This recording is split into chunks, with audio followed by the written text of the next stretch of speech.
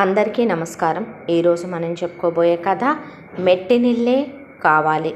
మొదటి భాగం.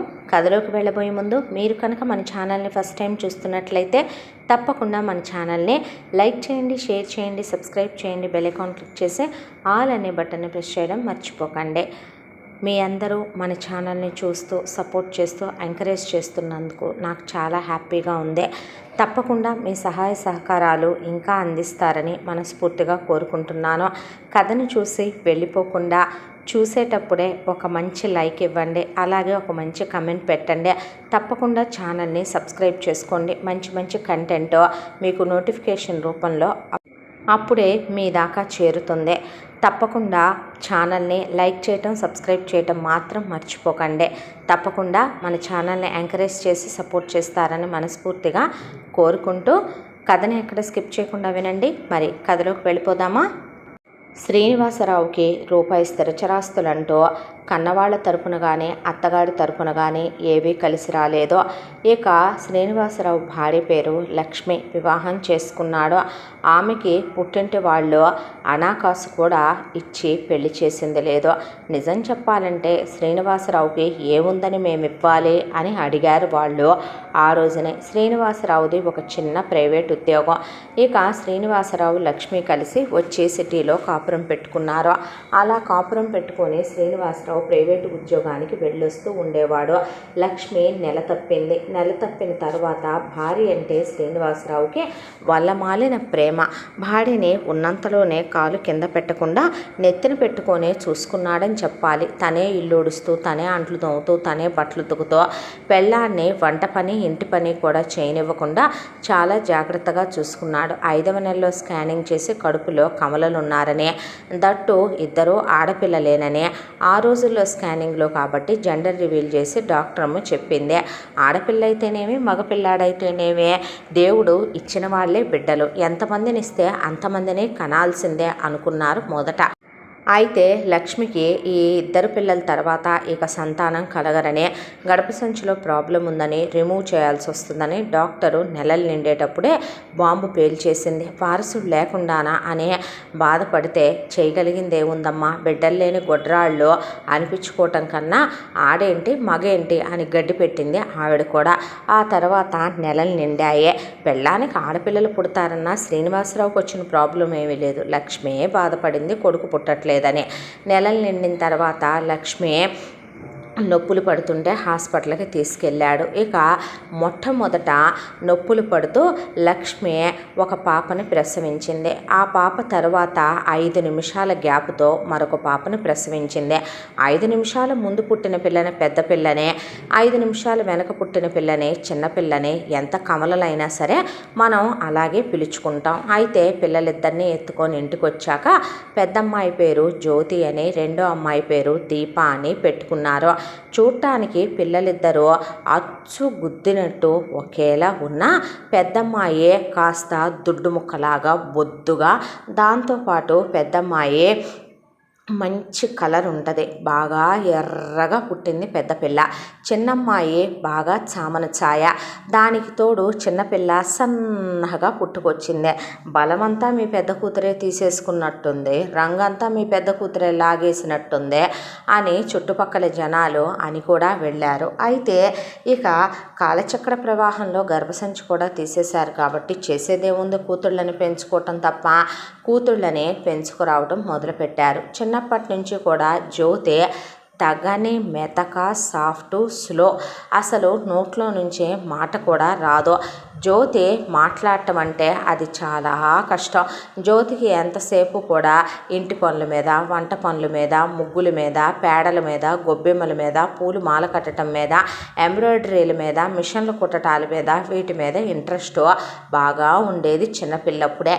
ఇక దీప విషయానికి వస్తే దీపకి పెద్ద పెద్ద చదువులు చదువుకోవాలని, పెద్ద పొజిషన్కి వెళ్ళాలని, అలాగే దీప విషయంలో చాలా చురుకైన పిల్ల దీప. చాలా ఫాస్ట్గా ఆన్సర్స్ చేయటం, చాలా షార్ప్ కూడా పిల్ల. బడబడబడమని మాట్లాడుద్ది. సైలెంట్గా ఉండటం అనేది దీప హిస్టరీలోనే లేదు. కమల పిల్లలే అయినా అక్క చెల్లెళ్ళిద్దరూ క్వైట్ ఆపోజిట్గా ఉండేవాళ్ళు వీళ్ళు. అయితే కరెక్ట్గా పెద్దమ్మాయికి చిన్నమ్మాయికి 8 సంవత్సరాల వయసున్నప్పుడు శ్రీనివాసరావుకి ఒకసారి ఫ్యాక్టరీకి వెళ్ళొస్తుండగా యాక్సిడెంట్ అయింది. ఆ యాక్సిడెంట్ అవటంతో హాస్పిటల్కి తీసుకెళ్తే డాక్టర్లు ఇతను ఇక నడుముల దగ్గర నుంచి కాళ్ళ వరకు చచ్చుపడిపోయింది, అయితే ఇతను పూర్తిగా కోలుకొని నార్మల్ అవుతాడు, అయితే మందులతోనే అవుతాడు, ఇతనికి మంచి బలవర్ధకమైన పుష్టి అలాగే ఫిజియోథెరపీలు చేస్తూ ఎక్సర్సైజులు చేయించి మేమిచ్చిన మందులు వాడితే నయం అవుద్ది, ఇతనికి ముందు ఒక 5 ఆపరేషన్లు చేయించాలి అంటే యాక్సిడెంట్ చేసిన వాళ్ళు మాదే తప్పైపోయింది, మేమే చేయిస్తామని వాళ్ళ తప్పు కాకపోయినా శ్రీనివాసరావు కాస్త మందు తాగి రాంగ్ రూట్లో వచ్చిన కర్మానికి వాళ్ళ అమ్మాయి గుద్దింది శ్రీనివాసరావుని. ఆ పిల్లకి పెళ్ళి ఉంది, దాంతో వీళ్ళెక్కడ కేసులు పెడతారా అని వాళ్ళు దడుచుకొని మేమే ఆపరేషన్లు చేయించుతామమ్మా అని చెప్పారు. చెప్పిన తర్వాత ఒక 5 లక్షల డబ్బు కూడా ఇస్తాము, మా పిల్ల పెళ్లి చేసుకొని అమెరికా వెళ్ళిపోతుందమ్మా, ఒక్కగానొక్క పిల్ల, కేసులు లాంటి వద్దని కూడా వాళ్ళు చేతులు కాళ్ళు పట్టుకున్నారు. అయితే డాక్టర్లు ఈ 5 ఆపరేషన్లు చేయించిన తర్వాత అతనికి 10 సంవత్సరాలు మందులు వాడాలమ్మా, వాడి మీరు కేర్ తీసుకుంటే మెల్లమెల్లగా అతనికి నడకొస్తుంది, నడుముల్లో పట్టు వస్తుంది, 10 ఏళ్ల తర్వాత ఆయన మామూలు మనలాగే అయిపోతాడు, కాకపోతే ఇంతకాలం అతన్ని జాగ్రత్తగా చూసుకోవాలని చెప్పారు డాక్టర్లు. యాక్సిడెంట్ చేసిన వాళ్ళు శ్రీనివాసరావుకి ఆపరేషన్లకి ఎంత ఖర్చు అవుతాయో అంత డాక్టర్ గారికి కట్టేసే లక్ష్మి చేతిలో 5 లక్షల రూపాయలు పెట్టి మళ్ళీ రేపొద్దున పరిస్థితులు ఎటుకూడి ఎటొస్తాయో, ఇద్దరు ఆడపిల్లలు ఉన్నారంటున్నారు, మనకు కూడా ఒక ఆడపిల్ల ఉంది అనే దాంతో ఇంకొక 5 లక్షల రూపాయలు ఉంచమ్మ పిల్లలు చదువుకుంటాయని 10 చేతిలో పెట్టి వాళ్ళు దండం పెట్టి కూతురుకు పెళ్లి చేసి కూతురుతో సహా అమెరికా పోయారు వాళ్ళు. ఆ తర్వాత లక్ష్మి శ్రీనివాసరావుకు 5 ఆపరేషన్లు చేయించింది. హాస్పిటల్లో చెప్పాలంటే ఒక ఇంజెక్షన్కి ఒక ట్యాబ్లెట్కి కూడా రూపాయి ఖర్చు పెట్టలా, అన్నీ వాళ్ళే కట్టిపోయారు డబ్బులు. ఆ తర్వాత శ్రీనివాసరావుని డిశ్చార్జ్ చేయించి ఇంటికి తీసుకొచ్చిన తర్వాత లక్ష్మికి మిషన్ కుట్టడం వచ్చు, లక్ష్మికి వంట చేయటం బ్రహ్మాండంగా వచ్చు, ఏ క్యాటరింగో పెట్టుకోవచ్చు, లేదంటే కనుక ఏ పచ్చళ్ళో ఆవకాయలో అమ్మొచ్చు, ఏ టైలరింగో చేసుకోవచ్చు, లేదా 4 ఇళ్లల్లో వంట మనిషిగా వెళ్ళొచ్చు, లేదా ఒకవైపున టైలరింగ్ చేసుకుంటూ తను ఆ రోజుల్లో ఇంటర్ వరకు చదువుకుంది కాబట్టి 5th క్లాస్ పిల్లల వరకైనా ట్యూషన్ చెప్పుకొని సంసారాన్ని ఎలాగోలా లాక్కు రావచ్చు. కానీ ఇవేవి కాదని చెప్పి వాళ్ళు ఇచ్చిన డబ్బుల్ని కడగతింటం మొదలుపెట్టారు. డాక్టర్లు బలం పెట్టమన్నారు కదా లగాయత్తు అంటే దానికి మంచంలో ఉన్న మనిషికి ఒక లిమిట్ ప్రకారం పెట్టుకొస్తాం మనం ఎవరమైనా కూడా. ఆయన తొందరగా లేవాలని, తన జీవితం నాశనం అయిపోయిందని, అడవి కాసిన వెన్నెలైపోయిందని, ఆయన కాపురం చేయటానికి పనికి రావటం లేదని, తనకు సంసారం ధ్యాస పరాయి మగాడి మీద కలిగితే ఎలా అనే దాంతో ఇక ఆయనకి ఇదే అదను అని చెప్పి లక్ష్మి 1 సంవత్సర కాలంలోనే రోజుకి ఆయనకి గంటకి ఎగ్జాటిక్ ఫ్రూట్స్ రిలయన్స్ లాంటి వాటిల్లో తీసుకొచ్చి వాటితో ఫ్రూట్ జ్యూసులు చేసి కేజీ ద్రాక్ష పళ్ళు 400-500 పెట్టి తెచ్చి వాటితో ఫ్రెష్గా జ్యూసులు వాటర్ కూడా కలపకుండా తీసివ్వటం, క్యారెట్ జ్యూసులు ఇవ్వటం, బీట్రూట్ జ్యూసులు ఇవ్వటం, యాపిల్స్ కాస్ట్లీ కొనుక్కొచ్చి పెట్టడం, దానిమ్మకాయలు పెట్టడం, దానికి తోడు మొగుడికి ప్రతిరోజు ఇంతంత కైమాలేసి పెట్టడం, నాన్ వెజ్ లేనిదే భోజనం పెట్టకుండా ఉండటం, లివర్లే పెట్టడం, నడుం గట్టిపడాలని ఇంతంత నేతులు పోసి వండటం, మినప సున్నుండలు పెట్టడం, ఇలా మొత్తానికి 1 సంవత్సర కాలంలో డాక్టర్ గారు అమ్మ నీకేమైనా పిచ్చి పట్టిందా, కాళ్ళు నడకలేని వాళ్ళు అంతంత ఫుడ్ తినకూడదు, వాళ్ళు డైట్ కాన్షియస్గా ఉండాలి, ఆయన బరువు ఎంత పెరిగిపోయిందో తెలుసా, మీ వారు అంతకుముందు సంవత్సరం నా దగ్గరికి వచ్చినప్పుడు ఉంది 65 కేజీలు, ఇప్పుడు ఆయన ఎకాఎకిన నువ్వు పెంచింది 135 కేజీలు, ఇలాగే అయితే కనుక ఒబెసిటీ వస్తుందమ్మా, షుగర్ లెవెల్స్ అబ్నార్మల్ అవుతాయి, మనుషులు ఒక్కసారే అంత బరువు పెరిగిపోకూడదు, అసలు ఏం పెట్టావు అంత పెరిగిపోయాడు అని అడిగితే అప్పుడు చెప్పుకొచ్చింది వాళ్ళకే. ఆ ఆవిరి కుడుములని, నేతిగారులని వెన్న డాక్టర్ గారు కూర్చుండిపోయాడు. ఇలా అసలు ఆయనకి ఫుడ్ తినిపించకూడదమ్మా అని చెప్తే ఈ సంవత్సర కాలంలో వాళ్ళు ఇచ్చిన 10 లక్షల్లో 5 లక్షలు స్వాహ. ఇక ఇంకొక 5 లక్షలు ఉన్నాయి. ఆ ఇంకొక 5 లక్షలనన్నా జాగ్రత్త చేసుకొని ఇంటి ముందు ఏ బడ్డీ కొట్టో 2 లక్షలు పెట్టుకొని కనీసం పిల్లల్ని మంచి స్కూళ్ళల్లో వేసి చదివించుకుంటూ ఏ మిషనో కుట్టుకొని చచ్చినా ఏ 4 పిల్లలే ట్యూషన్లు చెప్పుకున్నా ఇల్లుగల్లోళ్ళు మంచోళ్ళు. శ్రీనివాసరావు కోలుకునేదాకా మాకు అద్దె మీద ఆశ లేదులేమ్మా, మా పిల్లలు అమెరికాలో ఉన్నారు, మేము వెళ్తున్నాము, అద్దె మాకు ఈ నెల ఆ నెల అకౌంట్లో వేయించు చాలని చెప్పి పోయారు వాళ్ళు. అలాంటి ఓనర్స్ దొరకటమే టెనెంట్స్ అదృష్టం. అలాంటిది ఇంటిని చక్క కూరగాయ మొక్కలు వేసుకోమ్మా, మేము వేసిన పళ్ళ చెట్ల పళ్ళన్నీ వాడుకోండి అని కూడా ఆవిడ చెప్పిపోయి కరెంటు బిల్లు మీకు మేము ఏ సాయం చేయటం లేదులే, ప్రతి నెల మేము ఎవరో ఒకళ్ళకి అన్నదానానికో దేనికో దానికి డబ్బులు ఇస్తున్నాము, అదేదో మీ కరెంటు బిల్లు కూడా మేము కడతాములే అని చెప్పిపోయారు వాళ్ళు. ఏసీ లేనిది ఉండలేకపోతున్నాడు. శ్రీనివాసరావుకి చెమట పోస్తుందని 50,000 పెట్టి ఏసీ పెట్టించింది లక్ష్మి. ఆ తర్వాత డాక్టర్లు చెప్పిన మాట వింటా కూర్చుంటే ఎలాగవుద్ది? దాంతోపాటు ఇక కేరళ వైద్యాల దగ్గర నుంచే అడ్డమైన వాళ్ళు చెప్పిన పసర వైద్యాల దాకా మొగుడు తొందరగా లేచి ఓపికొచ్చే అదేదో సినిమాల్లో కనుక జగదేక వీరుడు అతిలోక సుందరిలో మూలికలు తీసుకొచ్చి రుద్దంగానే గనక పాప లేచి నడిచి పరిగెత్తుకుంటా వచ్చేసినట్టు శ్రీనివాసరావు వస్తాడని అడ్డమైనవి రుద్దిచ్చింది శ్రీనివాసరావుకి. దాంతో ఈ 5 లక్షలు కూడా స్వాహ జీరోకి వచ్చి మిగిలారు. జీరోకి వచ్చి మిగలటం సంగతి అలా ఉంచే పిల్లలకి ఇప్పుడు 8 ఏళ్ళు. పిల్లలు ఒకవైపున ఎదిగే వయసు, దానికి తోడు చేతిలో రూపాయి లేదు, చదివిద్దామంటే ఎలాగో అర్థం కావట్లేదు. అయితే ఈలోపు లక్ష్మికి దూర బంధువు అయినటువంటి తమ్ముడు వరసయ్య అబ్బాయి ఒక అతను వచ్చాడు. వచ్చి వీళ్ళ దీన పరిస్థితి చూసి పొయ్యిలో పిల్లి పడుకుంటున్నట్టు అయిపోయింది పరిస్థితి అని చాలా బాధపడ్డాడు. ముందు ముఖ్యంగా లక్ష్మీ శ్రీనివాసరావుల్ని చూసి బాధపడటం కన్నా పిల్లలిద్దరినీ చూసి వాళ్ళ భవిష్యత్తు ఏంటా అని ఆయన కూడా బాధపడ్డాడు. అయితే అక్క నువ్వు ఏదో ఒకటి పెట్టుకొని ఉండాల్సింది కదూ, డబ్బులన్నీ ఎందుకే చల్లా చెదరు చేసావు, కనీసం మనూరు వచ్చిన 10 ఎకరాల పొలం వచ్చేదే, ఆ 10 ఎకరాల పొలము మాలో ఎవరో ఒకళ్ళు సాగు చేసి పెడుతాం కదా అక్క, నీకు 2 ఆడపిల్లలు ఉన్నప్పుడు మేమెట్టా దాని మీద రూపాయి తీసుకుంటాము అని కూడా ఆయన నోరు తెరిసే అన్నే అన్నాడు. ఇప్పుడు ఏం చేయాలో అర్థం కావట్లా, ఆయన లెగటానిక ఇంకా 8 ఏళ్ళు పట్టిద్దాయా, ఇప్పుడు ఏం చేయాలో ఏందో నాకేందో భయంగా ఉంది అంద లక్ష్మి. అయితే ఓ పంచేయక్క, నాకు తెలిసింది నేను అసలు ఈ సిటీకి వచ్చిన పని వేరు. ఏంటంటే నాకు తెలిసి 4 బామ్మలు ఉన్నారు. వాళ్ళ 4 ఒకే తల్లికి పుట్టిన 4 అక్క చెల్లెళ్ళు. వాళ్ళకి ఒక తమ్ముడు ఉండాలి, ఆయన చచ్చిపోయాడు. అయితే వీళ్ళ 4 కూడా ఒకే ఇంటికి తోడుకోడళ్ళగా పంపించాడు వాళ్ళ నాన్న. అందులో ఒక ఆమె పేరు భూలక్ష్మి, ఒక ఆమె పేరు శ్రీలక్ష్మి, ఒక ఆమె పేరు ధనలక్ష్మి, ఒక ఆమె పేరు వరలక్ష్మి. అయితే వీళ్ళ 4 మొగుళ్ళు ఒకళ్ళ తర్వాత ఒకళ్ళు పోయి బామ్మలు 4 విధవలయ్యారు. వాళ్ళ 4 మొగుళ్ళు గవర్నమెంట్ ఉద్యోగాలు చేసిపోయారు. ఒక్కొక్కళ్ళకి 1,50,000 దాకా పెన్షన్లే వస్తాయి. అంత పెద్ద పోస్టులు చేసిపోయారు వాళ్ళ మొగుళ్ళు. భారీగా స్థితిమంతులు, ఆస్తిపాస్తులు బోలెడంత ఉన్నాయి బామ్మలకే. అయితే పిల్లలు ఎంచక్కా వచ్చి నాన్నలకి తరకోడి పెడుతున్నట్టుగా పెట్టి అమ్మల చేత శుభ్రంగా సంతకాలు నొక్కిచ్చేసుకొని ఆస్తులు మొత్తం అమ్మేసుకుని పెళ్ళాం పిల్లల్ని తీసుకుని కూతుళ్ళైతే అల్లుళ్ళని తీసుకుని వెళ్ళిపోయారు. కనీసం వచ్చి మా దగ్గర ఉండండి అని కూడా వీళ్ళని పిలిచిన పాపాన పోలేదు. వాళ్ళు వెళ్ళాలనేమీ అనుకోలేదు. దాంతో ఉన్న ఆస్తంతా కూడా తమ పేరు మీద పెట్టించుకొని పిల్లలు తమను మోసం చేసి వెళ్ళిపోయారని ఆ బామ్మలు 4 అర్థమైందే.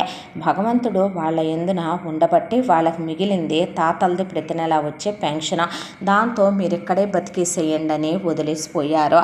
అంతకుముందు అద్దెంట్లో ఉండేవాళ్ళు, కాస్త వయసులో ఉన్నారు, గట్టిగానే ఉన్నారు.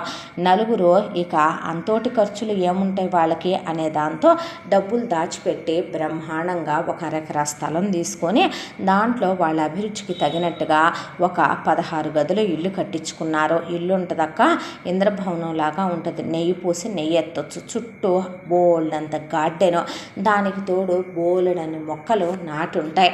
ఇదంతా నాకెందుకు చెప్తున్నావురా అంది లక్ష్మి, ఎందుకు చెప్తున్నానంటే ఇప్పుడు ఉన్న పరిస్థితుల్లో నువ్వు ఏ పనికి వెళ్ళనంటున్నావు, అలా వెళ్ళటం కరెక్ట్ కాదంటున్నావు. వెళ్తే పరాయి మగాళ్ళు బావి స్థితిలో ఉన్నాడని తెలిసి నీ మీద కన్నేస్తారంటున్నావు, నీ వైపు అదోలా చూస్తున్నారంటున్నావు. కాబట్టే వాళ్ళ నలుగురికి ఇంట్లో పని మనుషులు ఆల్రెడీ ఉన్నారు, వంట మనుషులు ఉన్నారు, ఇల్లంతా పనిచేసే వాళ్ళు ఉన్నారు. కానీ బామ్మల దగ్గర వాళ్ళకి ట్యాబ్లెట్లు ఇవ్వటానికి, వాకింగ్ తీసుకెళ్ళటానికి, డైపర్లు వేయటానికి, ఒంట్లో బాగోపోతే తోడు ఉండటానికి, వాళ్ళ కబుర్లు చెప్పటానికి, కాలక్షేపానికి కాసిన కాఫీ టీ కలిపి ఇవ్వాలంటే ఎవరూ లేక నలుగురు అల్లాడిపోతున్నారు. అయితే ఈ సిటీలో ఎవరైనా ఒక అమ్మాయి దొరుకుద్దేమో, దిక్కులేని అమ్మాయి తీసుకెళ్దామని వచ్చాను నేను. అయితే ఎవరినో ఎందుకో నీ ఇద్దరు పిల్లల్లో ఒకళ్ళని పంపించు, పెద్దదాన్ని పంపిస్తావా, అయితే కాస్త సాయంగా ఉంటుంది అని ఆయన లక్ష్మిని అడిగాడు. పెద్దపిల్ల వద్దులేరా, పెద్దపిల్ల అమాయకురాలు, అదే భయపడుతుంది, నోట్లో నాలుక లేనిది, దానికి అలాంటి పనులు చేయటం చేత కాదు, కానీ ఏం చేయాలో అర్థం కావటం లేదు అంటే ఇదంతా వింటున్న చిన్నపిల్ల దీప, పోనీ నే వెళ్తాలేమ్మా, నే చేస్తాను బామ్మలకి, వాళ్ళకి డైపర్లు మార్చటం, వాళ్ళకి అవసరమైతే మలమూత్రాలు ఎత్తిపోయటం, వాళ్ళకి తలదువ్వటం, మార్కెట్కి తీసుకెళ్ళటం, వాళ్ళకి కావలసిన మందులు ఇవ్వటం, వాళ్ళకి కాపలా ఉండటం, తోడుంటాం, ఒంట్లో బాగోపోతే చూసుకోవటం నేను చేస్తాను అంది దీప. అనేసరికి సరే నీ ఇష్టం అనేశారు అమ్మా నాన్నలు. 8 సంవత్సరాల పాపని సరే నీ ఇష్టమని మేనమావకి ఇచ్చి పంపించిన తర్వాత బామ్మల దగ్గరికి తీసుకెళ్ళి అప్పచెప్పాడు ఆయన. బామ్మలకి దీప ఎంతో ముద్దుగా అనిపించి పిల్ల చలాకీతనం వాళ్ళకి తెగ నచ్చేసింది. దాంతో వాళ్ళు ఎంత జీతం ఇస్తారు అనేది అడగాలనిపించిన పిల్లని పని చూసిన తర్వాత అడగొచ్చులేమనమని పిల్లని అప్పచెప్పి అలా వెళ్ళాడో లేదో లక్ష్మి ఫోన్ చేసి ఇంతకీ ఎంత ఇస్తామన్నారా అనేపాటికి ఆయన ఒక వారం రోజుల తర్వాత వెళ్ళి అడుగుతా లెక్క అని వారం ఆగి వెళ్ళి అడిగితే వాళ్ళ నలుగురు కూడా ఒక్కొక్కళ్ళు నెలకి 5,000 ఇస్తామన్నారని, పిల్ల బాగా నచ్చిందన్నారని, నలుగురు మీద 20,000 ఇస్తామన్నారని, సంవత్సరానికి ఒక్కొక్కళ్ళు 1,000 రూపాయలు పెంచుతామన్నారని మొత్తం చెప్పుకొచ్చాడు. ఇక లక్ష్మి తమ్ముడు పోనీలే మాకై సరిపోతాయి, మా కష్టాలు తీరిపోతాయిలే అనుకుని నేను ఇంట్లో నుంచి బయటకు వెళ్ళక్కర్లేదు, నా మొగుడితో ఉంటే సాల్లే నేను అనుకుంది లక్ష్మి. అనుకొని ఆ తరువాత దీప బామ్మలతో ఇంట్లో పిల్లలా కలిసిపోయింది. పిల్లకి వాళ్ళు తినేవే, వాళ్ళు తినే కాయ పండు, వాళ్ళతో పాటు టిఫిను భోజనం పెట్టి చాలా ప్రేమగా చాలా బాగా చూసుకునేవాళ్ళు.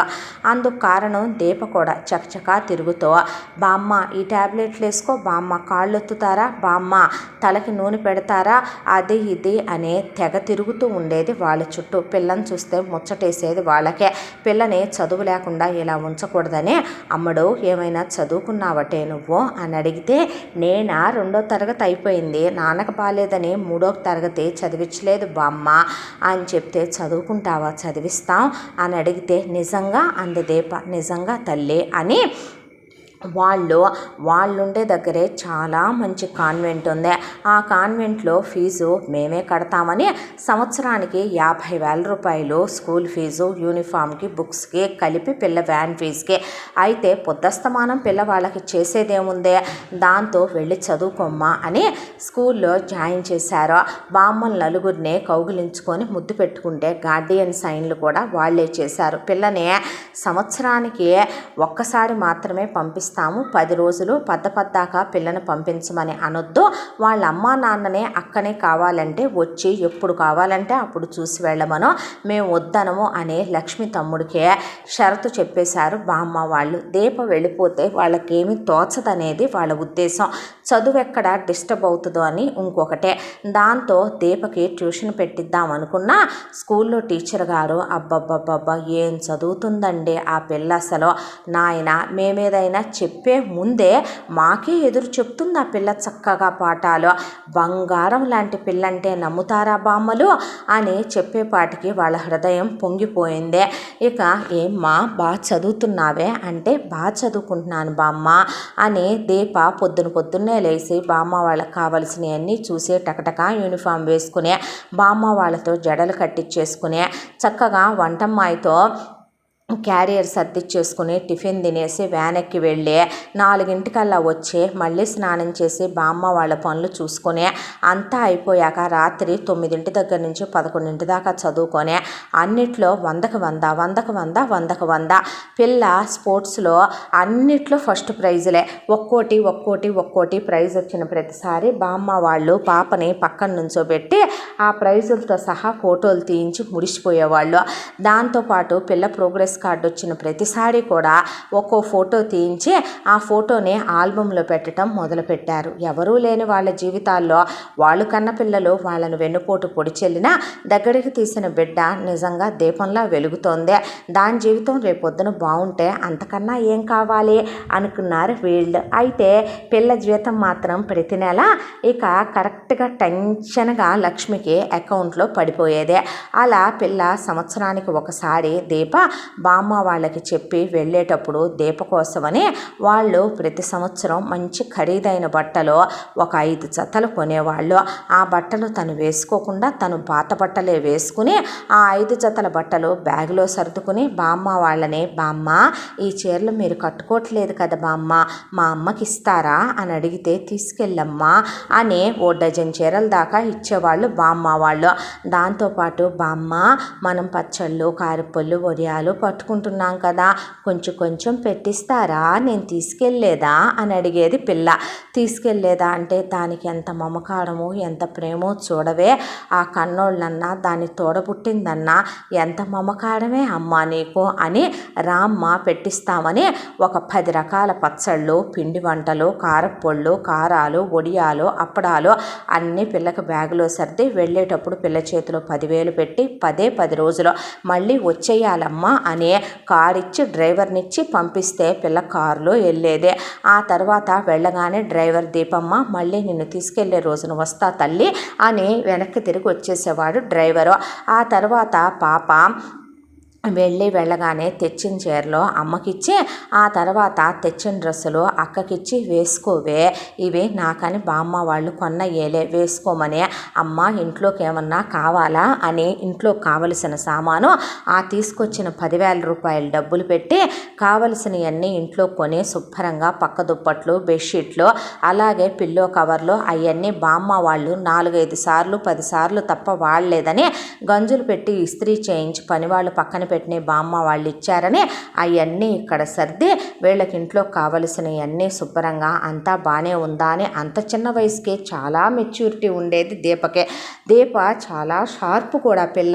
అవన్నీ చూసుకునే పైన అటక మీద ఉన్న సామానంతా చక్కగా ఒక నిచ్చెన వేసుకొని ఎక్కి మొత్తం కిందకి దింపి వాటన్నిటిని తోమి కడిగి తుడిచి మళ్ళీ అటకల మీద బార్లిచ్చి కర్టెన్లు అవన్నీ శుభ్రంగా తీసి ఉతికేసి వాళ్ళ అమ్మ నాన్నలకి సేవ చేసుకొని ఉన్నన్నాళ్ళు వాళ్ళని బయటికి తీసుకెళ్ళి బయట నుంచి వాళ్ళకి ఆ ఫుడ్ ఈ ఫుడ్ అని తెప్పించి పెట్టి ఆ తర్వాత తల్లితో అమ్మ అక్కని చదివించట్లేదేంటే అని అడిగితే ఒకరోజు వెళ్తే 4 రోజులు స్కూల్కి వెళ్ళట్లేదమ్మా, నేను వెళ్ళమనే అంటున్నానే అంటే చదివించమ్మా, ఎటు నా జీతం బామ్మ వాళ్ళు నీకే పంపిస్తున్నారు కదా, 5,000 ఇంటద్దా, మహా అయితే నాన్న మందులకు ఒక 5,000, ఇంట్లో తిండి ఖర్చులకి ఒక 5,000 రూపాయలు తీసేసినా కూడా పైపెచ్చిన డబ్బులు మిగులుతున్నాయిగా, అట్లీస్ట్ నెలకి ఒక 2,000 కట్టన్నా మంచి స్కూల్లో జాయిన్ చేయమ్మా, చదువు లేకపోతే ఎలా చెప్పు రేపొద్దున అంటే చెప్పిన మాట వింటలేదే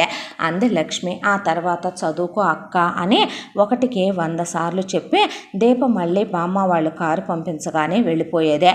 దీప తాము కుట్టించిన బట్టలు ఎత్తుకెళ్ళి జ్యోతికిస్తుందని తెలిసిన బామ్మ వాళ్ళు మళ్ళీ దీనికి కుట్టించినవి దానికి ఇవ్వటం ఎందుకని ఆ తర్వాత సంవత్సరం నుంచి వెళ్ళేటప్పుడు జ్యోతి కోసం 2 లంగా జాకెట్లు అలాగే 2 డ్రెస్సులు ఇక కొని పంపించేవాళ్ళు. దీపకు మాత్రం ప్యాంటు షర్ట్లు నైట్ డ్రెస్సులు వాళ్ళ ముచ్చట తీర. బామ్మ వాళ్ళకు ఒక మనవరాలే ఉంటే కనుక ఏమేసి చూసుకోవాలనుకుంటారో ఆ బట్టలన్నీ దీపకు కొనేవాళ్ళు. ఇక ఆ తర్వాత దీప మళ్ళీ వెళ్ళినప్పుడు కూడా జ్యోతి సరిగ్గా స్కూల్కి వెళ్ళట్లేదనే విషయమే చెప్పుకొచ్చింది లక్ష్మి. ఆ తర్వాత కరెక్ట్గా దీప 10 రోజులకి వారం రోజులకి అమ్మకు ఫోన్ చేస్తూనే ఉంటే లక్ష్మి శ్రీనివాసరావు మాత్రం జ్యోతి మాత్రం ఒక్కరోజు కూడా దీపకు ఫోన్ చేసేవాళ్ళు కాదు. అయితే స్కూల్కి వెళ్ళనని మొరాయించేసిందమ్మా. టీచర్ అమ్మ 2 దెబ్బలేసిందంట. దాంతో ఇంకా నేను మాత్రం ఏం చేయను, వదిలేసి ఊరుకున్నాను. 5వ తరగతితోనే దీని చదువు అటకెక్కిపోయింది అని చెప్పింది లక్ష్మి. అంటే నువ్వు వదిలేసి ఊరుకుంటావా అమ్మ, మరి ఇంకేం చేసేదే నేను అని వదిలేసి ఊరుకున్న తర్వాత ఒకవైపున జ్యోతికి ఏదైతే లైఫ్ యాంబిషన్లు ఉన్నాయో, ఏదైతే గోల్ ఉందో దాంతో 110 చుక్కల ముగ్గు, 150 చుక్కల ముగ్గు, రథం ముగ్గు, మెలికల ముగ్గు, డిజైన్ ముగ్గులు అని ఎంబ్రాయిడరీలని, కుట్టు మిషన్లని, దాంతోపాటు పచ్చళ్ళు పట్టడం, వంట చేయటం, ఇక ఇల్లు సర్దటం, వీటన్నిటి మీద కాన్సన్ట్రేషన్ చేసేసింది జ్యోతి. ఇక అటువైపున దీప మాత్రం దూసుకెళ్ళిపోతుంది చదువులో. దాంతోపాటు పిల్లకి బామ్మ వాళ్ళు ఏదిచ్చినా ఊరికినే ఇస్తున్నారని అనకూడదేమో. బామ్మల చుట్టూ తిరుగుతూ పిల్ల ఇంగ్లీష్ మాట్లాడే స్కూల్లో వేశారు కాబట్టి ట్యాబ్లెట్లన్నీ తెలుసు కాబట్టి హాస్పిటల్కి తోడెళ్ళేదే, బామ్మలకు బాగోపోతే హాస్పిటల్లో ఉండేదే, ఇంటికి వచ్చాక బామ్మలకి మలమూత్రాలు ఎత్తిపోసేది, వాళ్ళకు బాగోకపోతే డైపర్లు మార్చేదే, నిద్రపోకుండా స్కూల్కి సెలవు పెట్టి ఇంట్లోనే చదువుకుంటూ బామ్మ వాళ్ళు కోలుకున్న దాకా సేవ చేసేదే. బామ్మ వాళ్ళనే నిజం చెప్పాలంటే ఒక మనవరాలు కూడా అంత ప్రేమగా చూడదేమో. పిల్ల అలా చూసేపాటికి వాళ్ళకి ఇంకా మాల్యమైపోయింది పిల్ల. దాంతో దీపని వదల్లేనంత అటాచ్మెంట్ ఏర్పడిపోయింది బామ్మల నలుగురికి కూడా. ఆ తరువాత అక్కడ జ్యోతి పెద్ద మనిషి అయింది, ఇక్కడ దీప పెద్ద మనిషి అయింది. కమలలు కాబట్టి ఒకేసారి మెచ్యూర్ అయ్యారు. మెచ్యూర్ అయితే దీపకి బామ్మ వాళ్ళు చక్కగా మంచి మంచి బట్టలు కొని ఉన్నంతలోనే పిల్లకి ఏదో ఆ చుట్టుపక్కల ఉన్న ఒక 40-50 మందిని పిలిచి ఇక తాంబూలం అది పెట్టించి పిల్లకి చక్కగా చిన్నపాటి బంతి పెట్టుకున్నారు. అక్కడ లక్ష్మి కూడా బామ్మ వాళ్ళు ఒక 50,000 డబ్బులు వేస్తే జ్యోతికి గ్రాండ్గా సవత్తి బంతి పెట్టింది. అయితే ఒకసారి వచ్చి పిల్లని చూసి వెళ్ళొచ్చు కదా అని బామ్మ వాళ్ళంటే పెద్ద పిల్ల అమాయకురాలండి, ఇక్కడ పెద్ద పిల్లని ఎవరు చూస్తారు, నేను వస్తే అని లక్ష్మి రానన్నా రాలా పెద్ద మనిషి అయిన పిల్లని చూసుకోవటానికి. సరేనని బామ్మ వాళ్ళు కూడా పట్టించుకోలే. దీప వచ్చినప్పుడు 8 ఏళ్ల వయసు. ప్రతి సంవత్సరం బామ్మ వాళ్ళు 4,000 పెంచుతామన్నారు. దీప వచ్చిన 2 ఏళ్లకే ఇక 30,000 రూపాయలు అయింది దీప జీతం. అయిన తర్వాత ఆ 30,000 మాత్రమే ఇక ఇంటికి పంపిస్తూ ప్రతి సంవత్సరం ఆ పై డబ్బులు ఏదైతే కనుక యాడ్ అవటం మొదలైనయో ఆ డబ్బుల్ని దీప పేరు మీద బ్యాంక్ అకౌంట్లో వేసి రేపొద్దున దాని భవిష్యత్తుకు ఉంటాయని బామ్మ వాళ్ళు దాయటం మొదలుపెట్టారు. దాంతోపాటు దీప పేరు మీద నలుగురు కలిసి ప్రతి నెల కూడా తలా ఒక 5,000 చొప్పున రేపు దాని భవిష్యత్తుకు ఉపయోగపడతాయి అనే దాంతో ఒక 20,000 ఒక అకౌంట్లో వేసి జాగ్రత్త చేయటం మొదలుపెట్టారు. దీపకి చిన్న గొలుసు చేయించారు బామ్మ వాళ్ళు, ఒక బ్రేస్లెట్ చేయించారు, 2 ఉంగరాలు చేయించారు, ఒక జత చెవిదిద్దులు చేయించారు, పిల్లకి కాలికి వెండి పట్టీలు చేయించారు. వెళ్ళేటప్పుడు దీపనే వాటిని మీ అక్కకిస్తే పడతాయి నీకని వెళ్ళేటప్పుడు వెళ్తోంది కదా అని చెప్పి పెద్దమ్మాయికి కూడా పెద్ద మనిషి అయిన పిల్ల కదా ఆడపిల్ల అనే దాంతో పల్లెటూరులోనే పుట్టి పెరిగిన వాళ్లే కాబట్టి లక్ష్మీ శ్రీనివాసరావు వాళ్ళే బ్రేస్లెట్లు అవన్నీ ఏం పెడతారని ఒక జత గాజులు, ఒక చైను, ఒక ఉంగరము, ఒక జత చెవి జోకాలు ఇచ్చి పంపించి ఇవి ఇచ్చిరమ్మ అనే. జ్యోతి పెద్ద మనిషి అయిన దగ్గర నుంచి 2 జతలు లంగా ఓణీలు, 2 జతల డ్రెస్సులు, 2 జతలు ఇక చీరలు ఏయో ఒకటి బట్టలు ఇచ్చి పంపించేవాళ్ళు. లక్ష్మికి మాత్రం ఎప్పట్లానే వాళ్ళే పట్టుకొని వెళ్ళేది దీప. కాలచక్ర ప్రవాహంలో రోజులు తరలిపోవటం మొదలైన దీప అన్నిట్లో ఫస్ట్ తెగ చదివేది పిల్ల. చదివితే అక్క గురించే దిగులు పట్టేసుకుంది బామ్మ. ఎలా బతుకుద్దో ఏంటో, అదొట్టి పిచ్చిమాలోకం, అమాయకురాలో అని చెప్తే దీపని నువ్వెక్కడా పెద్ద ఆడిందావి, మరి పెద్ద తెలివైన దానివే, నోట్లో నాలుక లేనట్టు ఉండే వాళ్ళందరూ పైకి గలగలా నీలా మాట్లాడని వాళ్ళందరూ తెలివి తక్కువ వాళ్ళు కాదమ్మా, నీలా ఉండే వాళ్ళందరూ వీళ్ళంతా తెలివైన వాళ్ళు కాదే, నిజానికి పైకి గలగలా మాట్లాడే వాళ్ళ కడుపులోనే ఏమీ ఉండదో, సైలెంట్గా వాళ్ళు ఉండే వాళ్ళ మనసుల్లో చాలా ఉంటాయి. చిన్నపిల్లవి, నీకు మేము చెప్పినా అవన్నీ అర్థం కావులే అనేసి నువ్వేమీ కంగారు పడకు. మీ అక్క చదువుకోకపోయినా మా నలుగురి మీద తలా ఒక 5 లక్షలు వేసుకొని ఒక 20 లక్షలు ఇస్తాం మీ అక్క పెళ్ళికే. మీ అక్కకు ఒక మంచి అబ్బాయిని చూసి ఇచ్చి పెళ్లి చేద్దాం, నువ్వు టెన్షన్ పడకమ్మా అన్నాక 10 ఏళ్లలో శ్రీనివాసరావు మెల్లమెల్లగా లేస్తూ పిల్ల మధ్య మధ్యలో వెళ్ళేటప్పుడు ఆ డ్రై ఫ్రూట్స్ ఈ డ్రై ఫ్రూట్స్ అని ఎత్తుకెళ్తే అవన్నీ మేపి ఇక లక్ష్మి శ్రీనివాసరావుని ఎలాగైతే లేపి నుంచోబెట్టిందే. మెల్లగా స్టార్ట్ అయిన నడక కాస్త ఇప్పుడు మామూలుగానే నడవటం మొదలుపెట్టాడు. అలా నడక వచ్చిన తర్వాత కూడా పిల్లనేమి వాళ్ళు వెనక్కి తీసుకురావాలి అనుకోలేదు. లక్ష్మి శ్రీనివాసరావుని ఉద్యోగానికే వెళ్ళు అనలేదు. ఇంతకాలం సంసార జీవితానికి దూరమైంది కాబట్టి మొగుణ్ణి తనతో ఉండిపోమ్మని అడిగింది. శ్రీనివాసరావు కూడా ఈ 10 ఏళ్లుగా బద్ధకం అలవాటైపోవటం, పిల్ల పంపించే డబ్బులు కూర్చొని తినటం అలవాటయ్యి శ్రీనివాసరావు కూడా పనికి వెళ్ళాలని ఏమీ అనుకోలేదు. నాన్న కోలుకున్నాడో అంతే చాలని చిన్నపిల్ల అసలు ఆ ఉద్యోగాల గురించి పని గురించి అన్నది లేదు. పిల్ల 8 ఏళ్ల పిల్లప్పుడు వచ్చింది, ఇప్పటికి 10 ఏళ్ళు, పిల్లకు 18 సంవత్సరాలు. ఇక ఇంటర్మీడియట్ అయిపోయింది, ఎంసెట్ రాసింది, ర్యాంక్ వచ్చింది, లక్షల ఫీజులు కట్టి బామ్మ వాళ్ళు చాలా పెద్ద కాలేజీ వాళ్ళు ఉండే దగ్గరుంటే పిల్లని జాయిన్ చేశారు. బ్రహ్మాండంగా చదువుతుందని హెచ్ఓడీల దగ్గర నుంచి అందరు చెప్తే బామ్మ వాళ్ళ కడుపు నిండిపోయేది. ఆ తర్వాత పిల్లది బీటెక్ కంప్లీట్ అయిపోయింది. కంప్లీట్ అయిపోయిన తర్వాత పిల్ల ఎంటెక్లో చేరి అక్క వాళ్ళకి ఇక ఒకసారి అక్క వాళ్ళ దగ్గరికి వెళ్ళొస్తానని వెళ్ళి అమ్మ వాళ్ళ ఇంటికి వెళ్ళిన ప్రతిసారి ఊడిగం చేయటం అలవాటే కాబట్టి పైనుంచి సామానన్నీ తీసి కడిగి తుడిసి వాటన్నింటినీ బార్లిచ్చి వాళ్ళకి కావలసినవన్నీ కొనిపెట్టి అన్నీ వాళ్ళని చక్కదనంగా దిద్ది పిల్ల తిరిగి వస్తుంటే అక్క పెళ్లి చేస్తారన్నావు బామ్మ వాళ్ళు ఒక మాట ఎత్తకపోయావే, అక్క వయసుకొచ్చి నువ్వు వయసుకొచ్చి కూడా చానాళ్ళయిందిగా, నా గురించి అయితే ఇప్పుడే కాదమ్మా, బామ్మ వాళ్ళు నన్ను ఎంటెక్ దాకా చదువుకోమన్నారు, ఆ తర్వాత సంగతి తర్వాత, అక్క గురించి అయితే అడుగుతాలే అని వెళ్ళి దీప బామ్మల్ని అడిగింది. మాటిస్తే మేము మాట తప్పమని మీ అమ్మకు తెలియపోయినా నీకు తెలుసు కదా తల్లి, అయినా ఇప్పుడే ఏం కంగారే, నీది అవ్వని ఎంటెక్, అప్పుడు చేద్దాంలే దానికి కూడా పెళ్ళి, ఏం కొంపలు మునిగిపోయినాయి అంట, ఈలోపుగానే కాస్త వయసు ముదిరితే గనక గర్భసంచి అది ఎదుగుద్ది, మంచిగా పిల్లలు పుడతారు,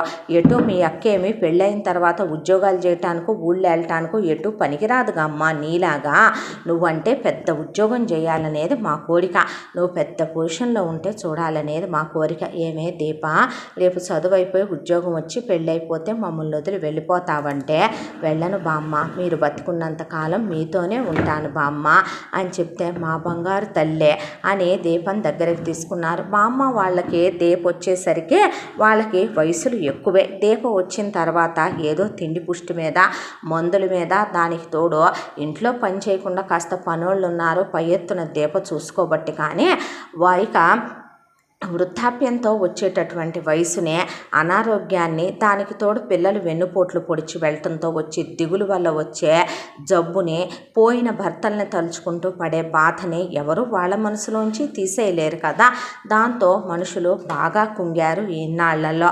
దీపకు మాత్రం వాళ్ళు చిన్నప్పటి నుంచి పూజ పునస్కారం, వినయం, విధేయత, సంస్కారం, సభ్యత, మంచి చెడు, లోకజ్ఞానం, ప్రపంచం, అసలు మనుషులు ఎలా ఉంటారు ఏంటి అనే పక్కనే కూర్చోబెట్టుకొని ప్రతీది చెప్తూ పిల్లకి ప్రపంచం అంటే ఏంటనేది తెలియజేస్తూ, ఏ తిండంటే మొహమాపు లేకుండా, అలాగే మగాడంటే ఎలా ఉంటాడు, మగాడిని ఎలా నమ్మాలి, జీవితంలో ఒక పొజిషన్కి ఎలా వెళ్ళాలి, ఇవన్నీ పిల్లకి చెప్పుకుంటూ పెంచుకొచ్చారు బామ్మ వాళ్ళు.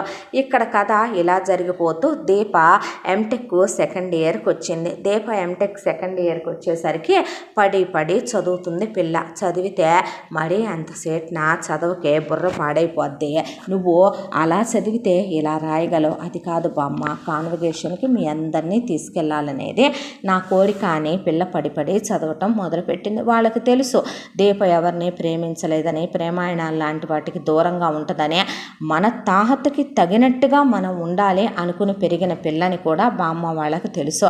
దీనికి మాత్రం యువరాజే వస్తాడు చూడక్క అని భూలక్ష్మి అంటే, అంతకన్నానా అని శ్రీలక్ష్మి అంటే, మన దీవెన ఊరికే పోదు, అది మనకి చేసిన సేవకైనా దేవుడు దానికోసం ఒక యువరాజుని ఎక్కడో పుట్టించుంటాళ్లే అని తెగ మురిసిపోయేవాళ్ళు. దీపం చూసుకుని దీప చామన ఛాయ అన్న మాటే కానీ, సన్నగా ఉంటుందన్న మాటే కానీ, చూడటానికి చాలా చక్కగా బొమ్మలాగా ఉంటుంది. పెద్ద పెద్ద కళ్ళు. బామ్మ వాళ్ళు దానికి తోడు స్పెషల్ కేర్లు తీసుకోవటము ఏమో కానీ, దానివల్ల ఇక మంచిగా జుట్టు, చక్కగా పొడవాటి జుట్టు. పిల్ల కూడా బాగా ఎత్తర తేలింది దీప.